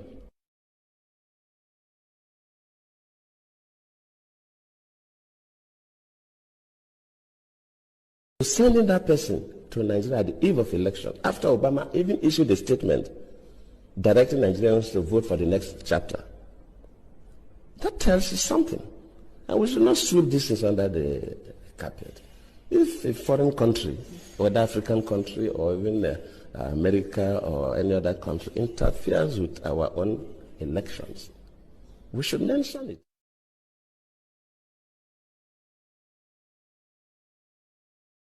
Immediately the Chibok issue came up, we expect Nigerians to be concerned. How do we get these girls out? Within a couple of days, we saw people going to the US would bring back our girls' placards. How? Why? And of course, the Mrs. Obama received one of those placards. I cannot take responsibility for the abduction. I don't control Boko Haram. They are criminals. But as a president, of course, you know, it's not the president that go to the field. You have security and intelligence officers that do the work. Let me admit that, yes, maybe they do their best, but their best was not good enough for us to recover the girls. That does not mean that I'm trying to remove myself from any blame. Yes, I may not be blamed for the action, but I could be blamed that my security and intelligence system are not strong enough to be able to rescue. I speak directly to you, the people of Nigeria. Nigeria is a great nation, and you can be proud of the progress you've made. Together, you've won your independence, emerged from military rule, and strengthened democratic institutions. You've strived to overcome divisions and turn Nigeria's diversity into a source of strength. You've worked hard to improve the lives of your families and to build the largest economy in Africa. Now you have a historic opportunity to help write the next chapter of Nigeria's progress by voting in the upcoming elections. For elections to be credible, they must be free, fair, and peaceful. All Nigerians must be able to cast their votes without intimidation or fear. So I call on all leaders and candidates to make it clear to their supporters that violence has no place in democratic elections, and that they will not incite, support, or engage in any kind of violence before, during, or after the votes are counted. I call on all Nigerians to peacefully express your views and to reject the voices of those who call for violence. And when elections are free and fair, it is the responsibility of all citizens to help keep the peace, no matter who wins. Successful elections and democratic progress will help Nigeria meet the urgent challenges you face today. Boko Haram, a brutal terrorist group that kills innocent men, women, and children, must be stopped. Hundreds of kidnapped children deserve to be returned to their families. Nigerians who have been forced to flee deserve to return to their homes. Boko Haram wants to destroy Nigeria and all that you have built. By casting your ballot, you can help secure your nation's progress. I'm told that there's a saying in your country, to keep Nigeria one is a task that must be done. Today I urge all Nigerians, from all religions, all ethnic groups, and all regions, to come together and keep Nigeria one. And in this task of advancing the security, prosperity, and human rights of all Nigerians, you will continue to have a friend and partner in the United States of America. The level of So Barack Obama, who ensured that Nigeria they placed arms embargo on Nigeria simply because of these terrorists, Boko Haram and co, including the person that organized the kidnapping of Chibok girls, Shitty Man, and the rest of them. They went to America. Obama welcomed them. And the sponsor of Boko Haram, with Joe Biden, Sleepy Joe. So listen to this. They said Nigeria had the biggest economy in Africa at the time, no doubt. But it was so rubbish that the people who told you then that the biggest economy in Africa is just a Lanterns, fantasy. Now they have made Nigeria the poverty capital of the world. 9 years after, Obama and his demonic rats of America intervened in the Nigeria's progress. He said they should vote for the next chapter. Since Lantan cannot defeat Boko Haram, not because the supposed friend, America, our friend, Nigeria friend, chooses never to help end that terrorism. Rather, they placed embargo, arms embargo on Nigeria, that nobody must sell arms to Nigeria without receiving the sanction of America. And America, even South Africa, that decided to do and, under the desk deal to supply weapons, including mercenaries, to Nigeria to combat Boko Haram. South Africa got sanctioned. The plane, the aircraft that Orishe Jaffo and the rest of them flew to South Africa to buy weapons were confiscated there. And the Boko Haram, the killings continued. Then Boko Haram came in. They started using propaganda to tell you that Boko Haram has been defeated. Boko Haram has been defeated. For 8 years, more people were killed under this APC. Obama, he was gone. So if you are looking for why some Nigerians, because some people are like, I don't even understand why these stupid Nigerians are supporting Trump. He's a racist. He's a felon. Gates. If you are looking for your answer, that's the answer. Nigeria was doing fine. It could probably do better if America, at the time, used their own influence to end that terrorism in northern Nigeria. But rather, it parlayed with the real terror sponsor, handicapped Nigeria, blamed Jonathan, then sent John Kerry to Nigeria to go and threaten Jonathan face to face. If you postpone this election, if you postpone it, you, your family, your associate, your partner, everybody will come after you. And America can come after you. Since there be thieves who get properties for America and other places in the world, who didn't want America to come after them, they quickly thrown in the towel. A man that Jonathan never met, he appointed him as INEC chairman. Atairu Jega, they rigged the 2015 election under the banner of everybody wanted change. It wasn't clear. The guy didn't even wait for them to announce the final results before he said, hey, take it. I don't want anymore. 9 years after that, over 160,000 Nigerians have been killed by different terrorists in Nigeria.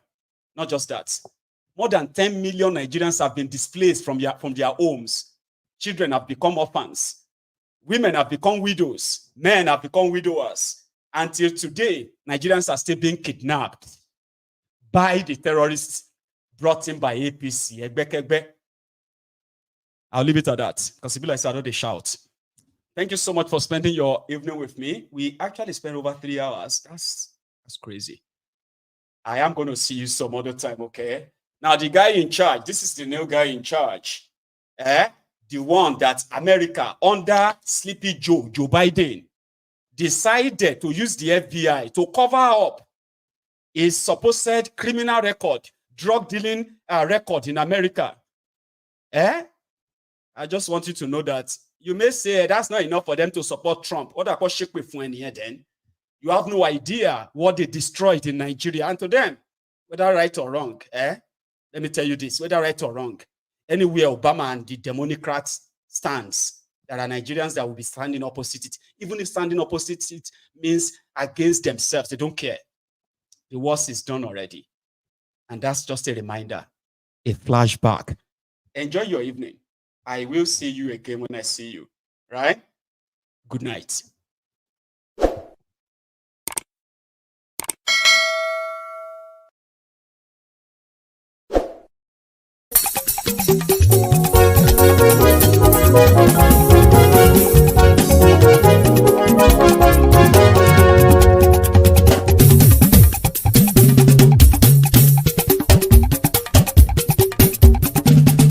Máyégún làwa mọ̀ làmọ̀ tó dódòdó. Máyégún dáyàrí láyé bí nọ́mbà wá. Máyégún làwa mọ̀ làmọ̀ tó dódòdó.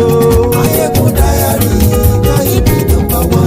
Máyégún ti dé o ọ̀rẹ́ ará ìlú. Máyégún dáyàrí láyé bí nọ́mbà wá. Lórí Facebook lórí YouTube. Máyégún dáyàrí láyé bí nọ́mbà wá. Gbogbo bó ṣe ń lọ ni Máyégún já wa sí. Máyégún dáyàrí láyé bí nọ́mbà wá. Àṣírí ọ̀jẹ̀lú kì í bò níbẹ̀ o. Máyégún dáyàrí láyé bí nọ́mbà wá. Bó bá ṣe eré àní Máyégún máa wí. Máyégún dáyàrí láyé bí nọ́mbà wá. Ó sì tún ṣe eré wàá gbọ́ níbẹ̀ o. Máyégún dáyàrí láyé bí nọ́mbà wá. Máyégún dáyàrí politico. Máyégún dáyàrí láyé bí nọ́mbà wá. Godfatherism kò sí lọ́rọ̀ Máyégún. Máyégún dáyàrí láyé bí nọ́mbà wá. Ẹ farabalẹ̀ sẹ́ o kẹgọ́rọ̀ lẹ́nu o. Máyégún dáyàrí láyé bí nọ́mbà wá. Àní Máyégún làwa mọ̀ tó dódòdó. Máyégún dáyàrí láyé bí nọ́mbà wá.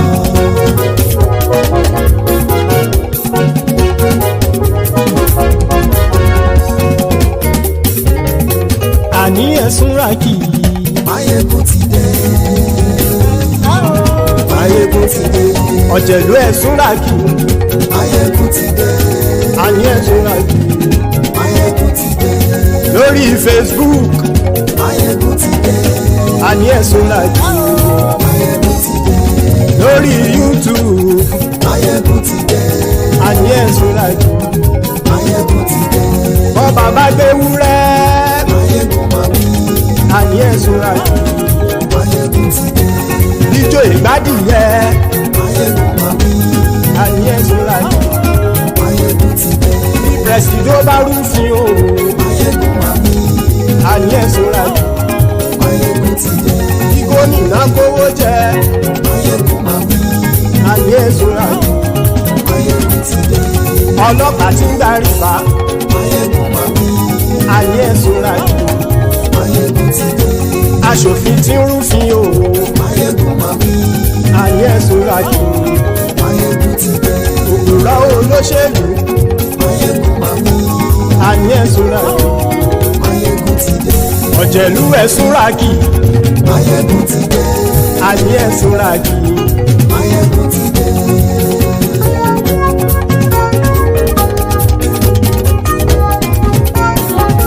Máyégún ti dé.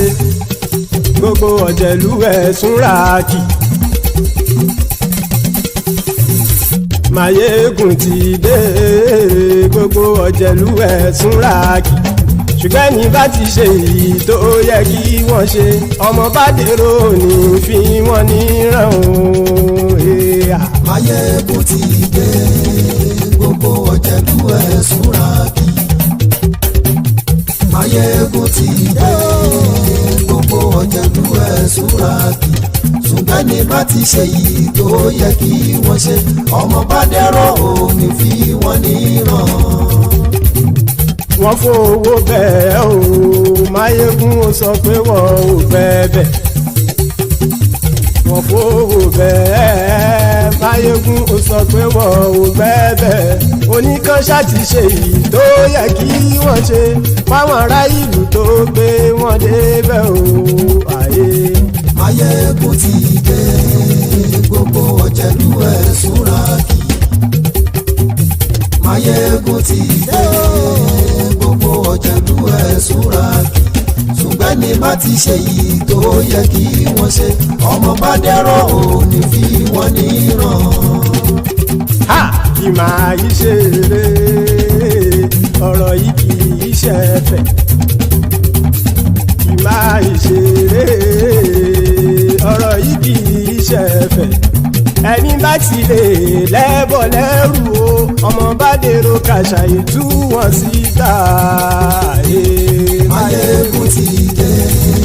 Gbogbo ọ̀jẹ̀lú ẹ̀sùn ràkì. Máyégún ti dé. Gbogbo ọ̀jẹ̀lú ẹ̀sùn ràkì. Ṣùgbọ́n ní ṣùgbẹ́ni bá ti ṣe yìí tó yẹ kí wọ́n ṣe ọmọ bá dẹ́rọ̀ ò ní fi wọ́n níran. tẹnitẹni ọmọ máyégún ọ̀rẹ́ ara ìlú mọ̀mọ́ ni ó fọlọ́run sọ ẹ̀ bá kìlẹ́bù lóòótọ́ olódodo ìlú ọ̀tá ìlú mọ̀mọ́ ni ìwọ ṣá máa ń ṣọ́ra kò sì mọ́ bẹ̀rù bọ́tà ń lè rí bóníṣègùn lé káwọn mọ̀mọ́ fi ṣera wọn ni ó ti dẹ̀rùn tí wọn ò gbọ́dọ̀ sè mọ́bẹ̀. èèpo ọ̀bọ lọmọ bá dérò tàjẹ́ ò gbọ́dọ̀ jẹ́ ó ti jọba lórí àbínú ẹni kò sì mọ́ bùyà àìsíwọ́lu ní ẹnìkẹ́ ìgbódì ẹyin lábàrá ó kó ẹni tó bá dán wò á kàmù máyé ń ti dé gbogbo ọ̀jẹ̀lú ẹ̀ tún ra kì Máyégún ti dé gbogbo ọ̀jẹ̀lú ẹ̀ tún ra kì o ẹni bá ti ṣe yìí tó yẹ kí wọ́n ṣe ọmọ bá dèrò òní fi wọ́n níran o. Máyégún ti dé gbogbo ọ̀jẹ̀lú ẹ̀ tún ra kì. Máyégún ti dé gbogbo ọ̀jẹ̀lú ẹ̀ tún ra kì. Ṣùgbẹ́ni bá ti ṣe yìí tó yẹ kí wọ́n ṣe ọmọ bá dẹ́rọ̀ ò ní fi wọ́n níran.